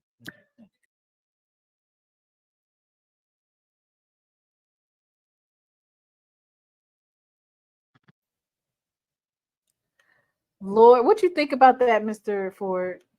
That's why we don't need to leave him. He has personality. I hope we don't lose. I hope he, can save his job. Yeah. So he said that he's revamped that defense, right? So he knows what he needs to do to basically, win. Oh yeah, we gonna find out early with him. Then he had some tough games. The month of September is pretty rough for him, right? He starts off with Auburn, I think. Yeah. Yeah, he got some rough games. I think that's just, Prairie View probably has one of the easiest schedules. And like a lot of people said, Prairie View is primed to win because you have 4 new coaches. First time, 4 new head coaches at the helm. So it's Prairie View and UAPB that have, Prairie View, it would be Coach Bubba McDowell's 3rd year, and then UAPB, it'll be his 2nd year. Right. So, that's it. That is it, and that is all. A lot of folks feel like otherwise up in that chat, though. Well, you tell them to keep that eye on that transfer from the University of Houston. Keep an eye on that kid. It says all of Prairie View's relevant games, with the exception of Grambling, is in their stadium. So the FAMU game, the Alcorn game, and the Southern game is all in their stadium. The thing is, will they be able to sell it out?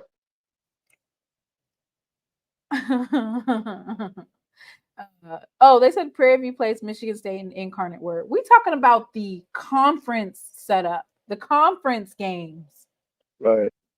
Yeah. So I'm going to go ahead and shut it down. I have a flight tomorrow. I have to pack up all this stuff. Hopefully they get both of my bags in Charlotte on time. I want to thank everybody for tuning in. If you missed it, you have now 2 shows you can go back and watch. The first one was live at SWAC Media Day, and of course, the after show. Mr. Ford, thank you for coming on tonight. Yes, I really enjoyed everything today. You were great. The conference looked really good today. We was on our P's and Q's. I think the thing that I most loved about SWAC Media Day was the amount of podcasts from all over that came here, Right. Different people from all areas coming and getting content and interviews, and it was really nice. I really liked it. The food was good. It was good. I did see you interview Blue. I saw you interview Blue. Oh yeah, I had bought on Blue and Coach Fred for a minute. Yeah, I saw that. Come on over here. Let me ask you a couple of questions. I bought on Blue last year for a little bit. Got a chance to go back and forth with Coach Fred. Mm-hmm.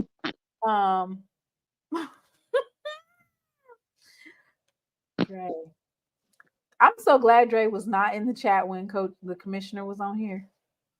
Woo! Baby, because the commissioner reads the chat, okay? He reads the comments.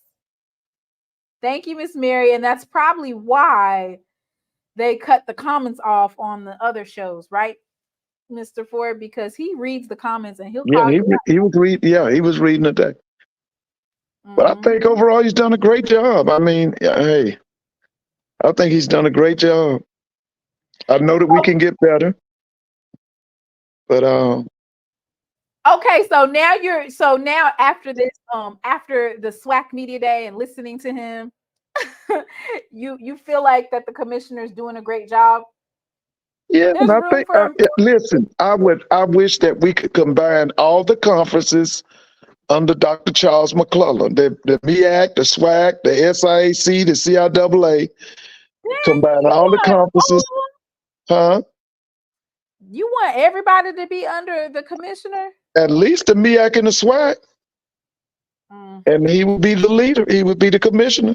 The commissioner said. And it would be what, 18? Okay, if we did the MEAC and the SWAC, that would be 18 teams, right? That is absolutely ridiculous. No. You know, one of the things we historically we've always had a problem with unity.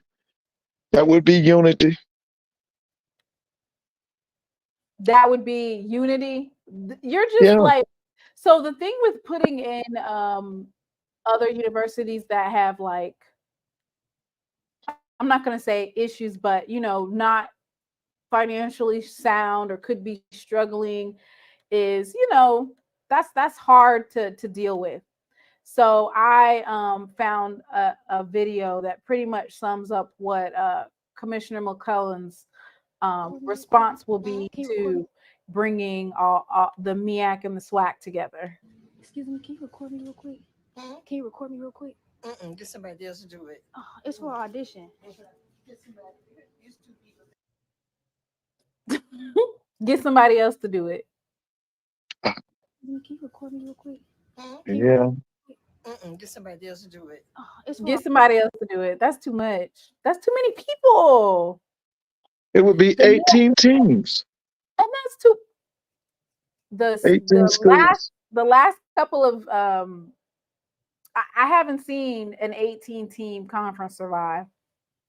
Where's the SEC right now? Is what, 16? How many teams are in the SEC? I mean, the SEC is, of course, they have $1 billion industry, right? I know, but how many teams do they have? I don't know. But you know what? Somebody put it in the chat. How many teams does the SEC have? The CAA is a prime example in the Big South. How many they got? What's the CAA got? About 16 big. Well, the CAA, they just left. But that's what I'm saying. They usually only invite, I'm not trying to be funny, but they usually only invite or try to get other schools like HBCUs and stuff like that. Usually they only try to get those schools when they on the way down. They don't usually, when they up, invite them to their conference. They'll only invite you as a last ditch effort. And so, you know, Big South disbanded, CAA, they fighting the ropes, and there's people that are trying to figure, or not people, but schools that are trying to figure out what their next move is, right? And it's not to be in the CAA. And see what we could do once for the next 2 years at Hampton and A&T go winless, we could give them a lifeline and say, you can come with us. Come and join the SWAC. All the way in North Carolina? North Carolina A&T and Hampton, you know, after they go winless the next 2 years. You're not going to be able to travel for those non-revenue sports unless you're just going to do for football only. Is that what you're saying? For football only? Yeah, I'm just trying to. I think if we do a plenary session, we can make this thing work. We take the 6 teams out of the MEAC, and then we take A&T and Hampton. Oh God! That would give us what, 20? That give us 20 teams. Where are we funding this? You want us to do this with we don't have a media rights deal to even facilitate that. It would be just like the AFL and the NFL merger. Remember that? You remember that back in the day? Didn't nobody tell them to join the PBC, Mr. Ford? Nobody told them to go over there. No, you're right. They need to go back It's to wishful thinking, but you know what? We could put you want to together put all the 20. burden on the commissioner. Yeah, we could put together a 20-team conference. We'd have a super Listen, the commissioner, HBCU conference. you did Huh? a 180 on the commissioner. That man moved the basketball tournament that you've been talking about for a couple of years. Almost a year and a half you've been talking about that tournament. But you know what? I'm looking forward to this. I'm looking forward to it being in Atlanta, and then all the things he said, the day parties, they're gonna have accommodations there. Go to a day party, Mr. Ford. Huh? You gonna go to a day party? I'll be working. I'll be in school. What? You better bring your students to the we can come to the games, but I'll be in school. Yeah, we're gonna make sure that you guys get a field trip to one of those games. Yeah, I just hope those brackets are better than they've been. You know, the SWAC brackets are awful. The way they got the brackets set up, I've talked about that for you. I just don't like the brackets. 20 teams in the HBC. Yep. Whitley said, "Bring those badass kids with you, Mr. Ford."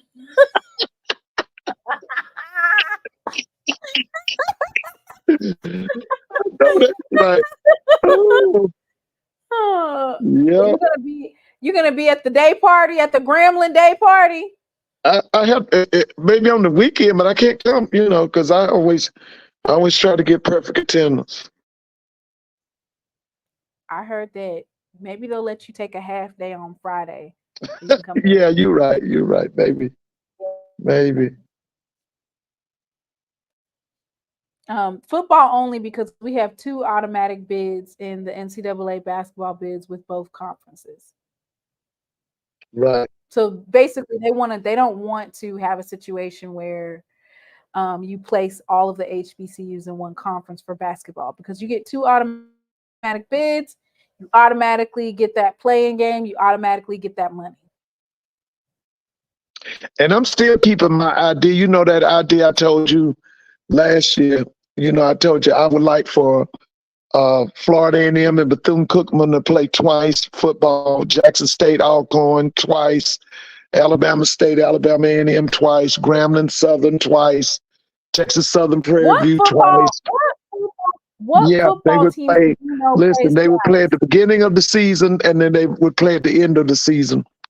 Think about all the money we could generate. Huh? The only way we're playing a game twice is if they are the first time that we play it, they're on the schedule. The second time they in the SWAC championship. That's the only way we're gonna see somebody twice. Other than that, fans ain't finna go look at you. Like, you know what happened with you murder mouthing my idea, Mr. Mona. I'm telling you, if we were to give it a chance, I'll tell you, it would be so much money made. You would have one game. The first game would be at the reservation. That would be Labor Day weekend. And then you'd have the last game at the vet. That would be in November, the week before Thanksgiving. You know how much money you'd make, Mr. Mona?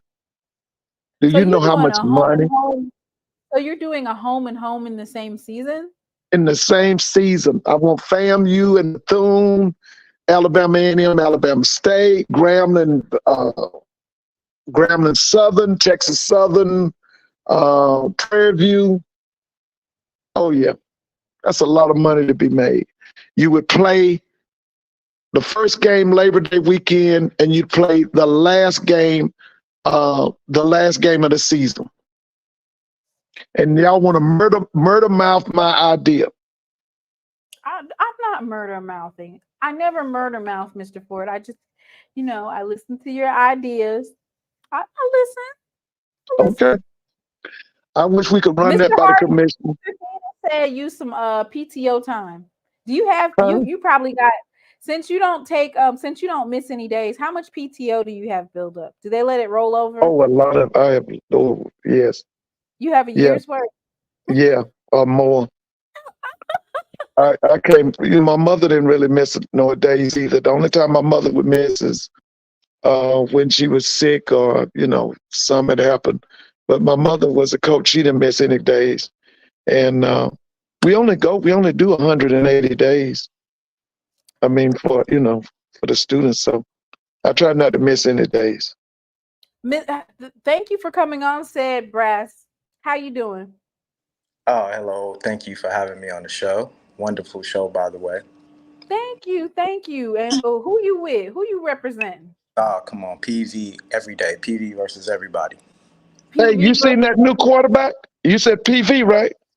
Oh, yeah, absolutely. That was one of the reasons why I came on. I was like, don't give up our secret sauce. We got a quarterback room that's like, Oh, that kid is. Listen, man, I coach quarterbacks. I know a quarterback when I see it. Now, y'all got several, but that's the one that really caught my eye because I like that kid from UTSA too. I like him, and it's another kid y'all picked. I mean that y'all got, but the kid to me that leads y'all to that Celebration Bowl, if y'all gonna get that, would be that kid from the University of Houston.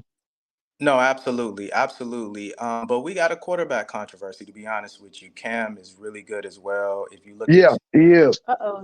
if you look at his stats, he was amazing at his school. So it's going to be tough. I predict us not knowing who our quarterback is truly going to be until the fourth game of the season when we play Oh, Southern. okay. Listen, now Cam came from where? I can't remember which school. Don't give me the line. I can't remember, but I know he was the second rated quarterback from the JUCO school that he went to. So he led Yeah, an because I know Blue likes him. Blue likes Cam Peterson. He talks about him a lot. Yeah, it's gonna be tough. I think that we got a good softball game, the first game of the season with TSU. So I predict Cam will start the Not season a off. softball game. Not you saying the Labor Day Classic is a softball game. Yeah, first game of the season, Labor Day Classic is gonna be ugly and ugly really fast. And we'll get a chance to see both quarterbacks play, in my opinion. I think Cam will start, but I think second half you're going to see Lucas Cooley in the second half. And then the second game of the season, I think we play Northeastern State, which is another puff game. And so I think we'll see both quarterbacks play. And so honestly, unfortunately, I think they'll be evaluating based on Anthony Whedon's offense on Right. which So quarterback will play basically, best. you're gonna have some softball, some tissue paper games, and because you're having tissue paper games against tissue paper teams, are you really going to be able to gauge how well your quarterbacks, your offensive line is, if the teams that you're going against aren't really good teams? Are you going to be No, able to gauge that? no, yeah, that's an easy question. I think we'll be on par for the rest of the SWAC. And coming from speaking to a JSU fan, I would be surprised. I think you guys have the easiest schedule next season, so it's actually kind of funny hearing that. I don't think JSU plays anybody that's You're within. the one that just said softball game. You said it was a softball game. I'm just repeating what you said. You said softball game. I said Yeah, you have, I'm just repeating. yeah, that's the first two No, games, no bias. No bias. but that third game against Michigan State, I think, will be the real true test of time for PV. We go up to Michigan State and play a Big Ten school.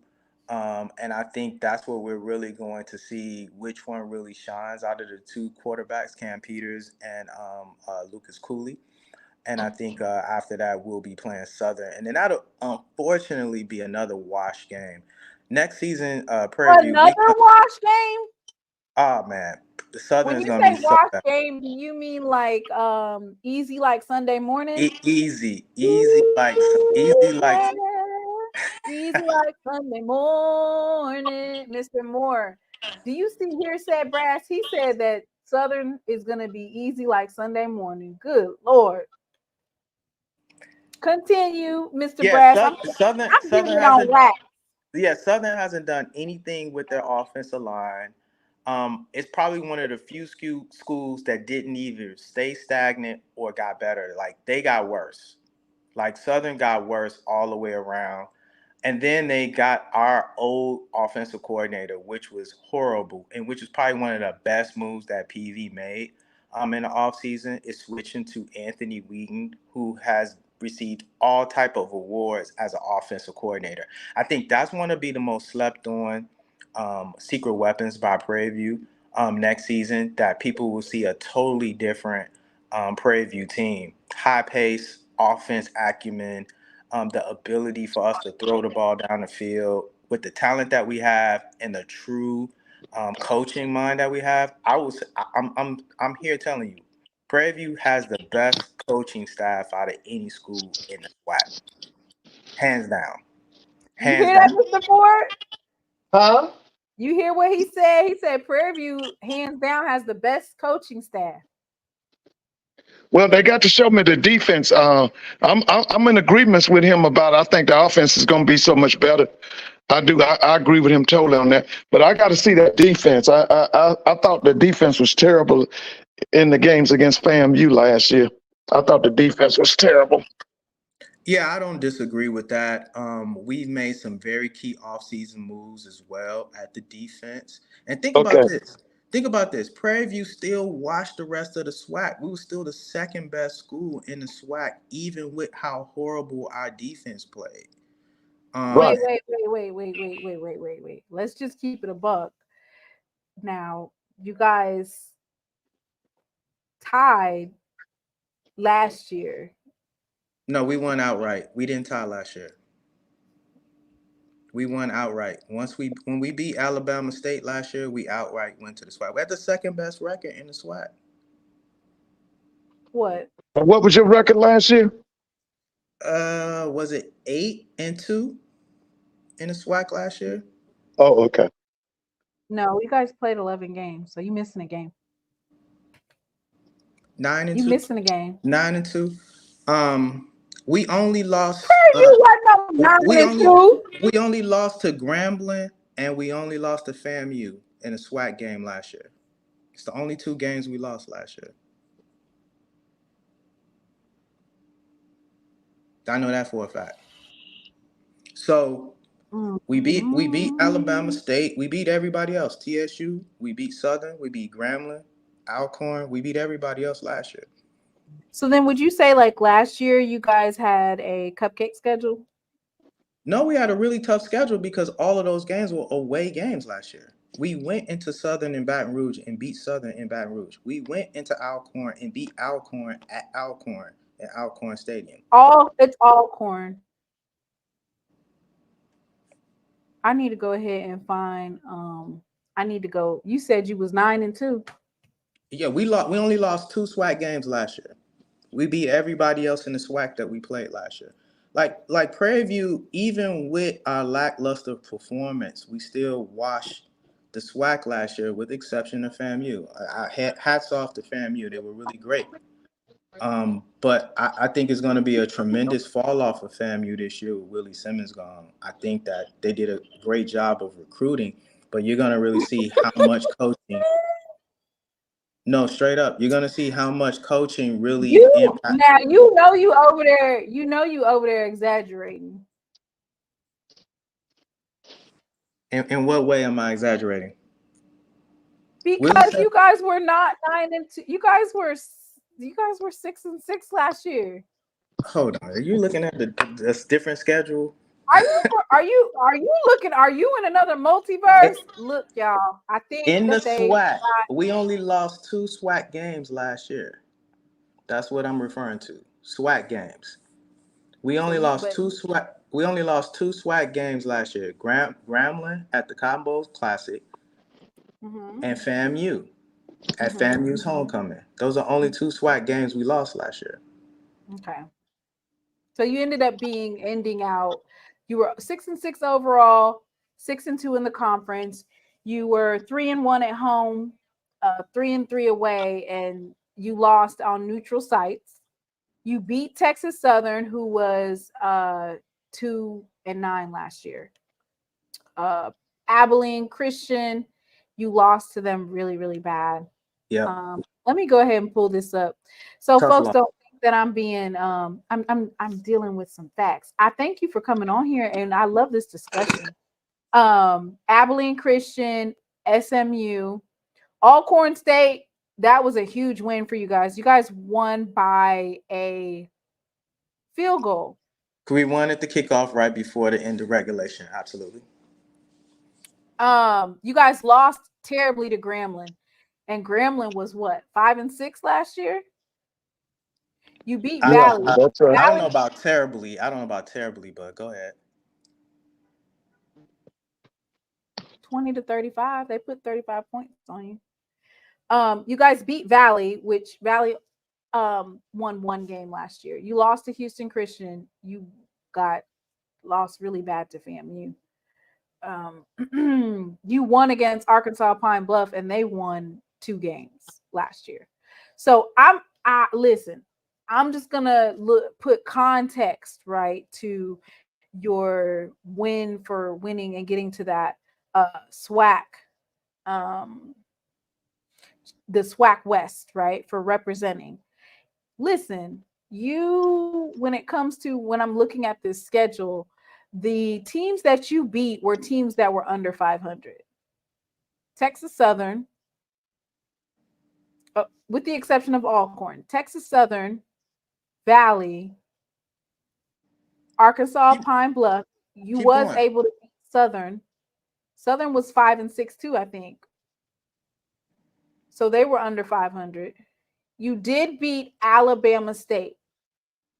Correct. They were 7-4. So out of all of these teams, the only team that was above 500 that you beat was Alabama State. Everybody else had losing records. Now, I don't want to discount the fact that you guys made it to the SWAC West Championship. I want to say Alcorn was going to lead it, and then they got whooped by Texas Southern. But I just wanted to put context to that, right? Because you guys didn't beat anybody with a winning record. What do you have to say to that, Mr. Brass? Yeah, I mean, look, it was bad football all across the SWAC. We beat an Alabama State that beat Jackson State. You know what I'm saying? Alcorn beat a Jackson State last year. So it's like, and we beat Alcorn. So, Alcorn. Alcorn. Sorry, my Chicago accent kicks in sometime. Either way, look, we can only line up and play the teams that in our conference.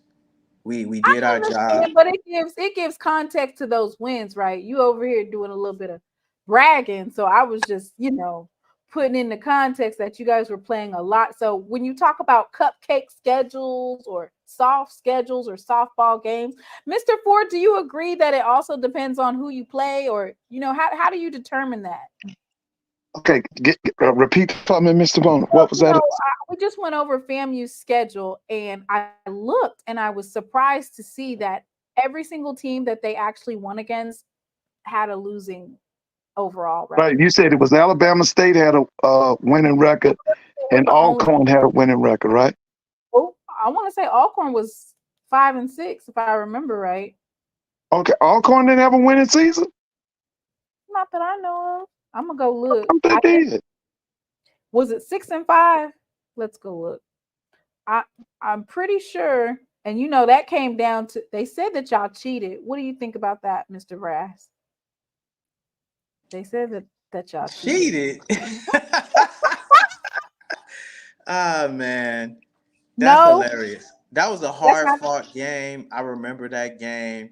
And man, we put the dagger in Alcorn heart right there, boy. Alcorn ended up 7-4. Okay, so that's 2. Well, let me ask this question.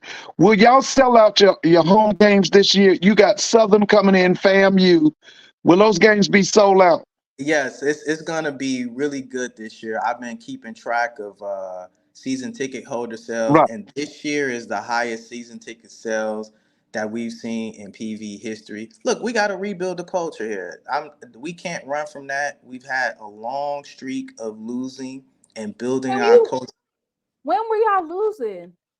You know, when Uh, they took the scholarships away, they had that losing streak. Was that How the many games did 90s? they lose? yeah, that was the late 90s. Yeah. So we 90s. Yeah, I remember General Beckton took away the football scholarship. The guy who brought back winning was Coach Frazier. Do you remember him? absolutely. I was Yeah, there. I was at that championship game. yeah, Henry Frazier. Yeah, absolutely. One of his And boys When was KJ Black. absolutely. Yeah. Absolutely. Which also Anthony Wheaton, by the way. uh-oh, Lord, Prairie View is in the chat tonight, and they are That's what coming up here. yo, we deep. That's what I'm trying to tell you. But by the way, Lionel. Anthony Wheaton was on that championship team by Henry Frazier and KJ Black. KJ Black was the quarterback, but Anthony Wheaton was the receiver. So our actual Okay. offensive corner is a PV guy. Okay. So that's just a little Lionel's bit of up PV here. history for you. What And what shout what out what to what the what do you have commissioner on that defense? What's Prairie View's defense gonna be like? PV's defense is going to be stout. We had some key portal transfers from the portal over on PV, so we're going to be really stout on the defense. I think that a lot. Were these Power 5 kids or were they FCS kids? Where these kids coming from? We got some FCS kids. We got some kids from JUCO, and then Okay. we had some issues with rotation last year. So this is one of the we're going to be fortunate enough to actually have a rotating defensive line this year for PV. I won't give away too much of our sauce, but I'm here to tell you, you're gonna see an You entirely done gave up a lot of sauce. You done gave up the sauce. It's still more in the tank. It's still more in the tank. I haven't named names, players, people that you've overlooked, key transfers that we've gotten. Like PV is gonna be amazing like next year, and it's gonna be a Well, lot of. let me ask this question. What has Bubba McDowell brought to the table for y'all? What's your thoughts on Bubba? I love Bubba, man. He's brought what a head coach needs to bring, which is steady, which is a moral fiber around the team, Okay.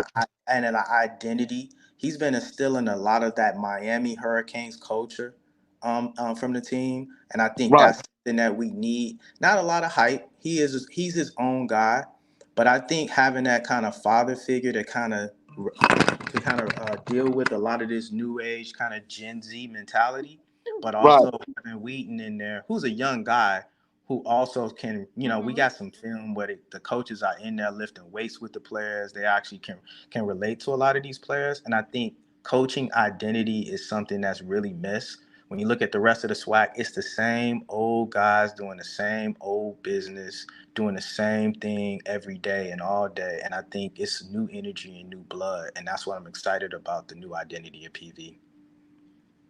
Right. We also have Lionel. Lionel, go ahead and introduce yourself, Mr. PV versus everybody. Yeah, what's going on? Can y'all hear me? Yeah. We I hear can hear you loud and clear. Oh yeah. Okay, cool. I'm feeding my new baby girl, so I'm just making sure. But I just want to come on because I had a trivia question I like to ask. But yeah, it's Lionel PV versus everybody. Make sure y'all follow the channel. You know what I'm saying? Doing big things over there. But I did have a trivia question. Can I ask my trivia question? Oh Lord, am I going to Jeopardy? No. This is for the chats. You know what I'm saying? It's not for the host. This is for the chat, not for you and Mr. Ford. So I just want to ask. I just want to ask everybody, out of Prairie View, because I see you going through the schedule, so out of Prairie View, Jackson State, and Alabama State, who won more games against teams with a winning record? Can somebody please answer the trivia question for 500, please? Because I just want, since we talking about teams winning records, losing records, this is my trivia question. That's all I got. I'm just checking. To make sure y'all on the same page. I see the chat going crazy. I love the chat like to say a lot of stuff. You got a lot of people that be parroting and stuff, but don't know nothing. You know what I'm saying? So can somebody in the chat answer the question before we start talking about, what PV gonna do and what other teams gonna do? Mr. Campbell says spam you. Good. Hey, great answer, Mr. Campbell. Great answer, Mr. Campbell. Hey, listen, you're an A+ student. All right, you know what I'm saying? But but I'm gonna have to give you F because FAMU wasn't a part of the question. All right, it was Alabama State, it was Jackson State, and it's Prairie View. That's what we're talking about right now. All right, you know what I'm saying? Respect to the Oh, Rattlers. you cherry picking. Well, I'm asking because I try to keep context, right? And so I know what channel I'm on. So I'm asking about Jackson, and then I know the SWAC got everybody head buzzing with Caitlin Clark, right? You know what I'm saying, aka Alabama State. So what I'm saying, that's the two schools I'm asking about since we're comparing teams with games that they won against teams with winning the record. That's what the conversation was I came in on. That's all I'm saying. Okay. Well, you go ahead and give him the answer. Go ahead and give him the answer, no, Lionel. He said that he asked the chat, so I'm gonna let them. I learned that a good teacher. Is this another Prairie View? Is this another Prairie View vote? Is he from Prairie View? Jared Lott. Yes, sir. Yes, ma'am. Yes, ma'am. He is. So said I learned that good teachers don't give them the answers. Prairie View in here, D. Where are y'all? We can't give them the answers. We gotta let them get the answer for themselves because all I'm saying is whatever they was applying just 5 seconds ago to PV, I want to know how they're gonna apply it. Right? Started because said Brad know what said that that I was 9 and 2. I think it was because said Brad started out the conversation saying that Prairie View was 9 and 2. That's 9 and 3 is 12 games, right? But yeah, I mean he's correct. I mean he's a good student. You know what I'm saying? You know what we're talking about. Huh? He said what now? That's not what this thing says over here. It says y'all overall was 6 and 6. Where are y'all getting that? Listen, you know what? I need to go back to math. We're talking about 2024. We're talking about 2024, not 2023. That he was talking about 2023. Said Brass, what year was you talking about? What I was saying was that we only lost 2 SWAC games last year. No, you said 9 and 2 though. I didn't know the wins, but I knew that we only lost 2 SWAC games. But what year was you talking about? Last year, we only lost 2 SWAC games. All right, last year. Lionel. So don't be over here puffing up your chest at the chat. Hey, listen. That that part of the conversation was said, and that's between you and Sid. You know what I'm saying? But all I'm saying is when I just turned on, saying she loves D, the first right. What I saw the conversation on was PV and their games against teams with winning records. So all I'm saying is let's have an apples to apples conversation regarding the team picked to win the East and regarding the team that other people think gonna win the East, which I think gonna win the East too, which is Jackson. But because I'm saying, listen, are we applying conversation? You want to do apples and apples, but we got a fruit medley over here. So that's what I'm saying. Let's do the same conversation. We doing a fruit medley. So the original conversation was that y'all were 9 and 2. Okay, well, see, I would have to disagree, obviously, because I know we're 6 and 2 in conference. So I mean, obviously, I know what the record was. Yeah. So on that part, I agree with you, right? You know what I'm saying? But everything else, the only team that can be talking anything about games against teams and winning records is FAMU. Everybody else in the SWAC can't have no conversation with PV about something that they ain't even do. That don't even make sense. That sounds crazy. You see what I'm saying? Like, how y'all having a conversation? Having this conversation is because Prairie View is second. Predicted order of finish is second, and we're just putting context to it, putting a little context to it. I feel you, but all the people in the chat talking, sounding off as if they team. That is though, like the chat, it gets wicked in the chat. We got folks from Southern, FAMU, Jackson State. Everybody's in the chat. Jackson. How many of them teams got games? How many of those teams got wins against teams with winning records? That's the question we asking. That's all I'm asking. Because they have to apply that same thought process to their team. That's all I'm saying. What y'all do? Y'all sent out a group chat. Prairie View don't play SWAC teams as out of conference games or schools of the blind for homecoming. Ooh, Carrie, you know what? Carrie, tell me, why? You want to know why? Because we can.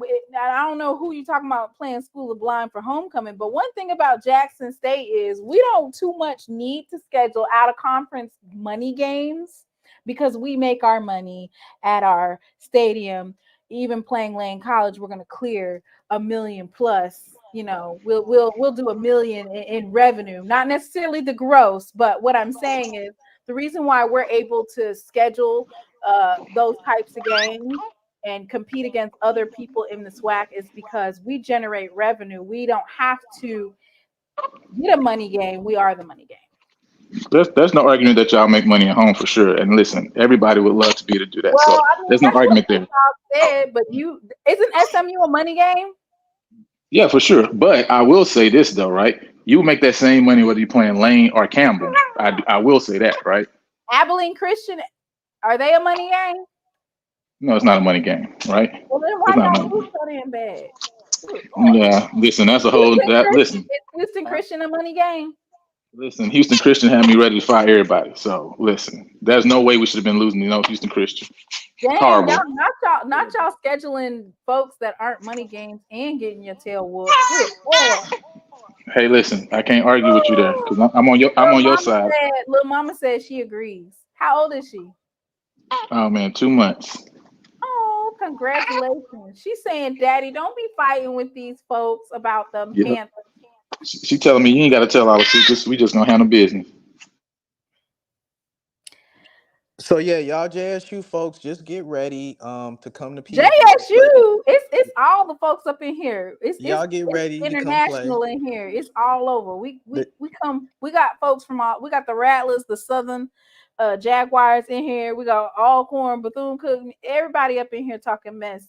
So don't just single out Jackson State because No, what I was saying was Jackson State, I look forward to playing y'all in the SWAC championship at PV. That's what I was getting ready to say. At PV? Yeah, that's gonna be at PV. JSU When was PV. the last time Prairie View beat JSU head to head? I don't know. Lionel's the stats guy. I'm not the stat guy. Lionel's the stat guy. Lionel, don't be putting it on mute. Answer the question. Don't be blaming baby girl. She's just doing a little bit of talking. She wasn't crying. She was just talking. Come on back, Lionel. Come back. Come back. Pull up that JSU schedule. Since we talking about schedules, What we pulled up? That's we about the moved on easiest to schedule. Prairie View. We pulled up Prairie View versus Jackson State. I don't know. I know that Prairie View versus everybody is doing a talk like they didn't win. Didn't y'all lose like 80 games in a row? You got to come into the new millennium. Ooh. We in 2024. We can't keep talking about 19. And that's really the problem. This is why we really don't get upset as PV folks, because we know people are trapped into the 1980s and 90s. When I just found out about that a couple of weeks ago that y'all lost 80 games. Yeah, straight. but the old y'all heads didn't think that y'all could have. Was y'all getting whooped by D2 schools? Like what happened? Yeah, we didn't have any scholarships. He just explained it. General Beckton Even took away then, you couldn't beat NAIA. Listen, we were the proverbial Pine Bluff and Valley, during the 90s Don't era. be over here naming them. But thankfully, wait, once didn't Prairie View lose to Valley 2 years ago? Yeah, we sure did. It's tough playing in Valley with that grass, that weird grass they got in this field. Not you bringing up Valley's name. And y'all got whooped by them the year before last. They knocked you out of the matter of fact, they knocked you out of the SWAC championship. The ability for y'all to go. Y'all lost to Valley. Don't be bringing up Valley. Yeah, and that happens. 2 years ago. Yeah, that happens. It happens. But I'll tell you this though, Prairie View for the past 3 years have been first or tied for first for the past 3 years. So you just got to put some respect on PV. Now, in the I West. will say this. I did say that. I said that on the Black College Sports Network. I said that Prairie View, even Bubba McDowell Coach Bubba McDowell in his first year was tied for first. And so he's come in at the end of the season up at the top, right? And so the hump that you guys have to get over is winning the actual championship, right? Correct. You have to get over that hump. Correct. And you're gonna see that this season. That's the hump that PV will be getting over this year.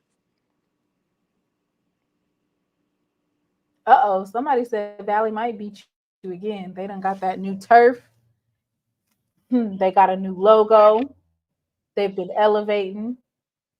You might lose to Valley again. Well, that was the worst move that Valley could have ever did, was get rid of the grass. That was always like an extra player on the team for them. The fact that they went to that, I think that was the absolute worst thing that Valley could have done. So, but shout out to Valley though. It's gonna be a great season this year all the way around. But unfortunately, PV is gonna run the tables on the entire SWAC this season. Ooh, Prairie View is gonna run the table on the SWAC this year. You putting it on wax. Remember, you heard it That's here on first. wax. Okay, y'all heard it here first. SWAC Media Day 2024 recap show. Is it said? Correct. Yes. Correct. Said Brass and Lionel, Prairie View versus everybody, putting it on wax. Prairie View is going to run through the SWAC like diarrhea, right? Yeah, absolutely. The only competitive game we'll have is the Grambling game and the Cotton Bowl Classic. After that, it's a wash.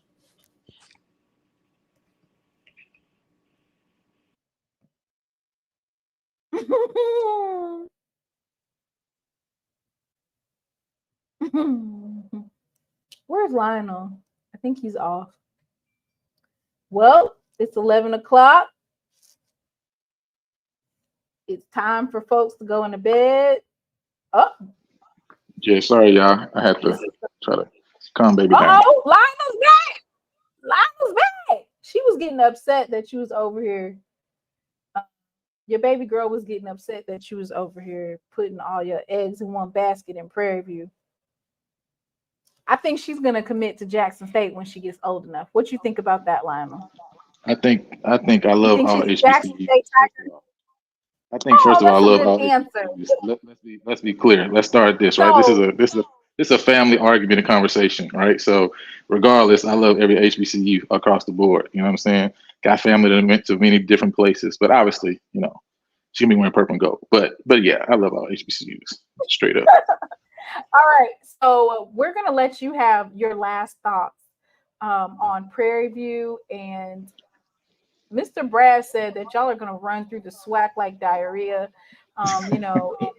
There's not a game on here that you can see Prairie View having a problem with, because that's just how good you guys are. So I'm gonna give you your little last words on what you think. No problem. That scheduling. He said that the first couple of games are softball games. Yeah, first of all, I appreciate it, man. Appreciate your channel, your interview. I was checking out your interviews early. I really appreciate you going to SWAC Media Day. I loved your interviews. I think you had some of the best interviews from SWAC Media Day this year. So thank you for covering that. Right. Secondly, yeah, man, I think, Prairie View is not covered like majority of SWAC teams are covered. That's just the reality of the situation. So a lot of people don't really know a lot of times what we really have in our rooms. What guys we brought in, the quality of guys, and that's just the reality. I will mention too, I heard a little bit, I was listening even though I was off. That 80-game losing streak, obviously we didn't have scholarships, right? And also one thing that I respect about PV doing that year, bless you, baby, is, we didn't go and just say, man, we're gonna play 10 NAIA teams until we get a win, right? No, we played the same normal teams, the same normal games we'd play. We went out and played against teams in D2 who even had more scholarships than us, because we had literally no scholarships, right? So this is what we did, right, until we got back to full scholarships. So to me, I have no problem with somebody talking about an 80-game losing streak. It's like, okay, you won games against a team who didn't have D1 scholarship players. Okay, that's saying what? That doesn't mean anything. You know what I'm saying? At the end of the day, when we've had scholarships since 2004 on, right? One, we 17-3 against TSU. We won 9 straight against Alabama State, right? We have this is again, right? Just go check. Now, again, what I'm saying is this is not like to say I'm satisfied with this. So let me be clear, because I know how people are. We have the best winning percentage since that time to now out of all SWAC schools. You can go check that. That's SWAC records. That's That's overall records, the highest winning percentage. Now that didn't equal us winning the SWAC championships that we should have won, right? We always kept bumping into Southern, bumping into Grambling, right? But that doesn't show a team that's a valley or something, right? You know what I'm saying? That we've been competitive since we got scholarships, right? Also, since that same time, right? Right. We talk, right? I mean, just the reality of the situation, right? You go look back. We have never finished lower than third in the division since we've got scholarships. So that's why every time when you see people having us fourth or fifth or whatever, it literally just don't even make sense, period, right? Because when is the last time that has ever happened since the turn of the century? It just doesn't happen, right? You know what I'm saying? So that's why I always say when Sed is making a statement, he's saying, he's really talking reality, right? A lot of people are, a lot of what happens in the SWAC a lot of times, which is why I think we just need to revisit things in general is, and I think media need to be a part of conversations a little bit more. People a lot of times just picking based on the historical things of what they know from and the prestige of Grambling, right? The prestige of a Southern and Pete Richardson. That's just the reality of the situation a lot of times, right? Especially when you don't, especially a year like this when you kind of don't know, right? Well, when you kind of don't know, you say, man, Alcorn has done it, and we know Alcorn has done it before. I'm gonna lean Alcorn regardless of what's. I mean, some people are gonna say, man, I just think Alcorn for sure, true, but there also is a thing of, well, I know what Alcorn has done before, right, in certain years, and I got this thought process of PV from what they did in the 80s and 90s. You get what I'm saying? That's the reality when even a year like now, you got two teams beside each other saying, man, these two teams are even, because I think Alcorn is good too. I think Alcorn could put it together too. I've said that on my show many times. But when you're going to pick one or the other, well, who I'm going to pick? Well, I'm going to go with Alcorn because I know I kind of have this mindset on Alcorn versus this mindset of what I got on PV. And that mindset of PV is really not based in reality. It's based in this mythological history that was before that really wasn't based on a substantial actual D1 product on the field. Right? Mythological. It really did happen. It's not mythological. You can put context to it, but that's the point. What I'm saying, when I say that, I'm saying because when people say 80-game losing streak, what they're thinking in their mind is you had a D1 product on the field, you had D1 scholarship athletes, and you lost 80 games in a row. That's why I'm making that statement, right? Could be saying about Valley. Valley wasn't working with their full scholarship. For sure, right? You know what I'm saying? But Valley gets and they wasn't working with their full scholarships, and they still whooped y'all. And I understand the difference, right? I understand why people look at PV the way they do, because I also believe that, I have the same mindset, right? Is people hold PV to a higher standard because of what PV is, especially academically, et cetera, right? So that's why PV is looked at that way versus Valley. We would never treat Valley that way because we know we know Valley is Valley, right? You know what I'm saying, right? We just don't look at them the same. So we don't got the same judgment for them if they. It's like, I don't want to say anyway, I ain't gonna say that. We shouldn't have the same judgment for Prairie View either, is what you're saying. No. I'm saying I understand why people have that judgment for Prairie View, because when you look at Prairie View, you say Prairie View should be this, because this is what I see Prairie View as far as an institution of higher learning, as far as academically, right, et cetera. So it just don't make sense that they would have an 80-game losing streak athletically. That kind of don't measure up. Again, but it's not with context, right? People don't understand the context of what happened. They just hear 80-game losing streak. And in their mind, they're thinking this was like today, right? When you got Bubba McDowell, you got your 60 plus scholarships and you just losing 80 games. But that's not really what happened, right? So that's why it don't bother me, obviously, because I know the history and the context. So that it never will bother me, right? And I also know what we've been in the last few years. We just kept the last 20 years, we just keep bumping into Southern, bumping into Grambling in the West, right? But we've never been TSU. TSU has been TSU. I will just say this quickly, and then we're going to wrap it up, which is Jackson State, even again in our darkest days, I think when we had Harold Jackson, we still beat FAMU. So even in our dark days, we still were able to pull out some really good wins against people. But when you say dark days, are you talking about non-scholarship days, non-scholarship athletes days? I mean, we're just saying times where our football program was in a stupor. Right. That's different. We didn't. Right. In the Bell era, we didn't lose our fan base. So that's completely different, though. We didn't have a football program. That's what I'm trying to say, right? We had an intramural program. You told us already. Y'all didn't have scholarships. How many times you gonna say that, Lionel? We heard you. I'm making apples to oranges. Oh, okay. Apples to oranges, right? That's all I'm trying to say. Keep folks from saying it though. No, but I don't care about that, right? Like I say, I'm just explaining the context so people know. That's why for me it So don't bother for me, everybody right? in the chat, Lionel, PV versus everybody wants to let y'all know that during the darkest hour, they did not have scholarships. And to sum up that time frame at Prairie View, because they have turned over a new leaf. They've been at the top of the SWAC West for the last couple of years. And you know what? This song perfectly sums up that time frame when you guys lost all of those scholarships. I've had some weary days. You better play that gospel. Some sleepless nights.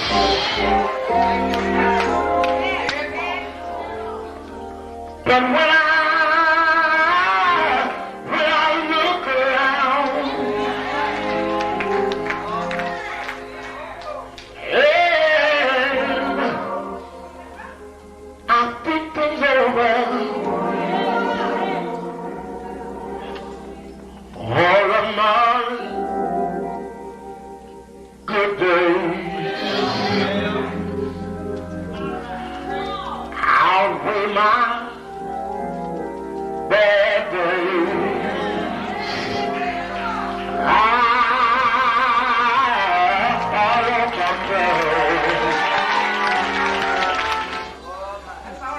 the clouds hang low.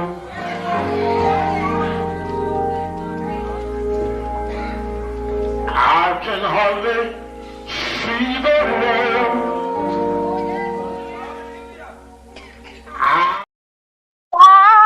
So much pain. So, Mr. Lionel and Mr. Brass, hey, thank you for coming on tonight.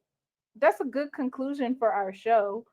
Is for Prairie View to come up here and put context to their upcoming season. And like they said, they're going to run it through. Amen. Hey, thank y'all for having me on. And better play that gospel. I like that. That's a good way to end this. Yeah, thanks for having me on as well. Y'all follow Lionel, PV versus everybody if y'all want to keep up on the content. PV, let's go. And he said, we out. So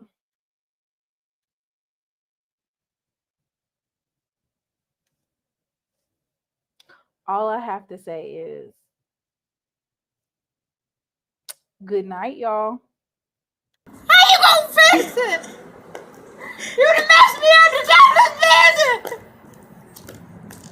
I done called the police because I'm doing a refund. A refund is due unto me. Don't feel like I just been abused down here today. God ain't pleased with this. You can't do the saints like this.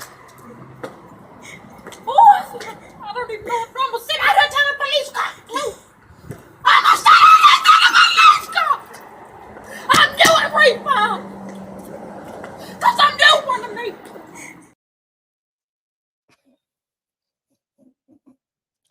Catch me on Saturday for She Loves These SWAC Saturdays.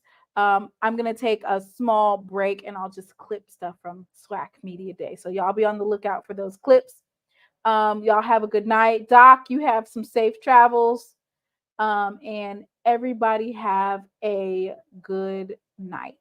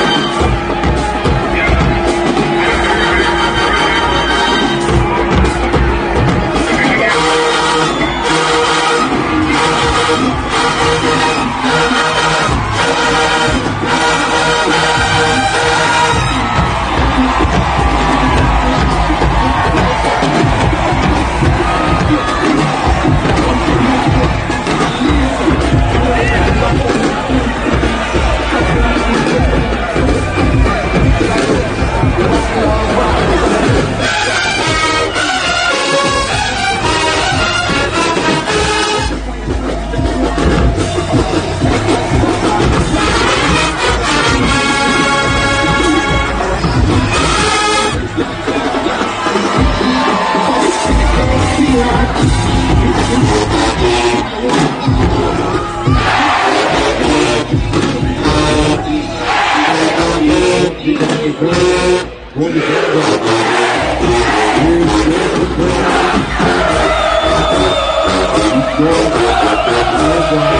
go.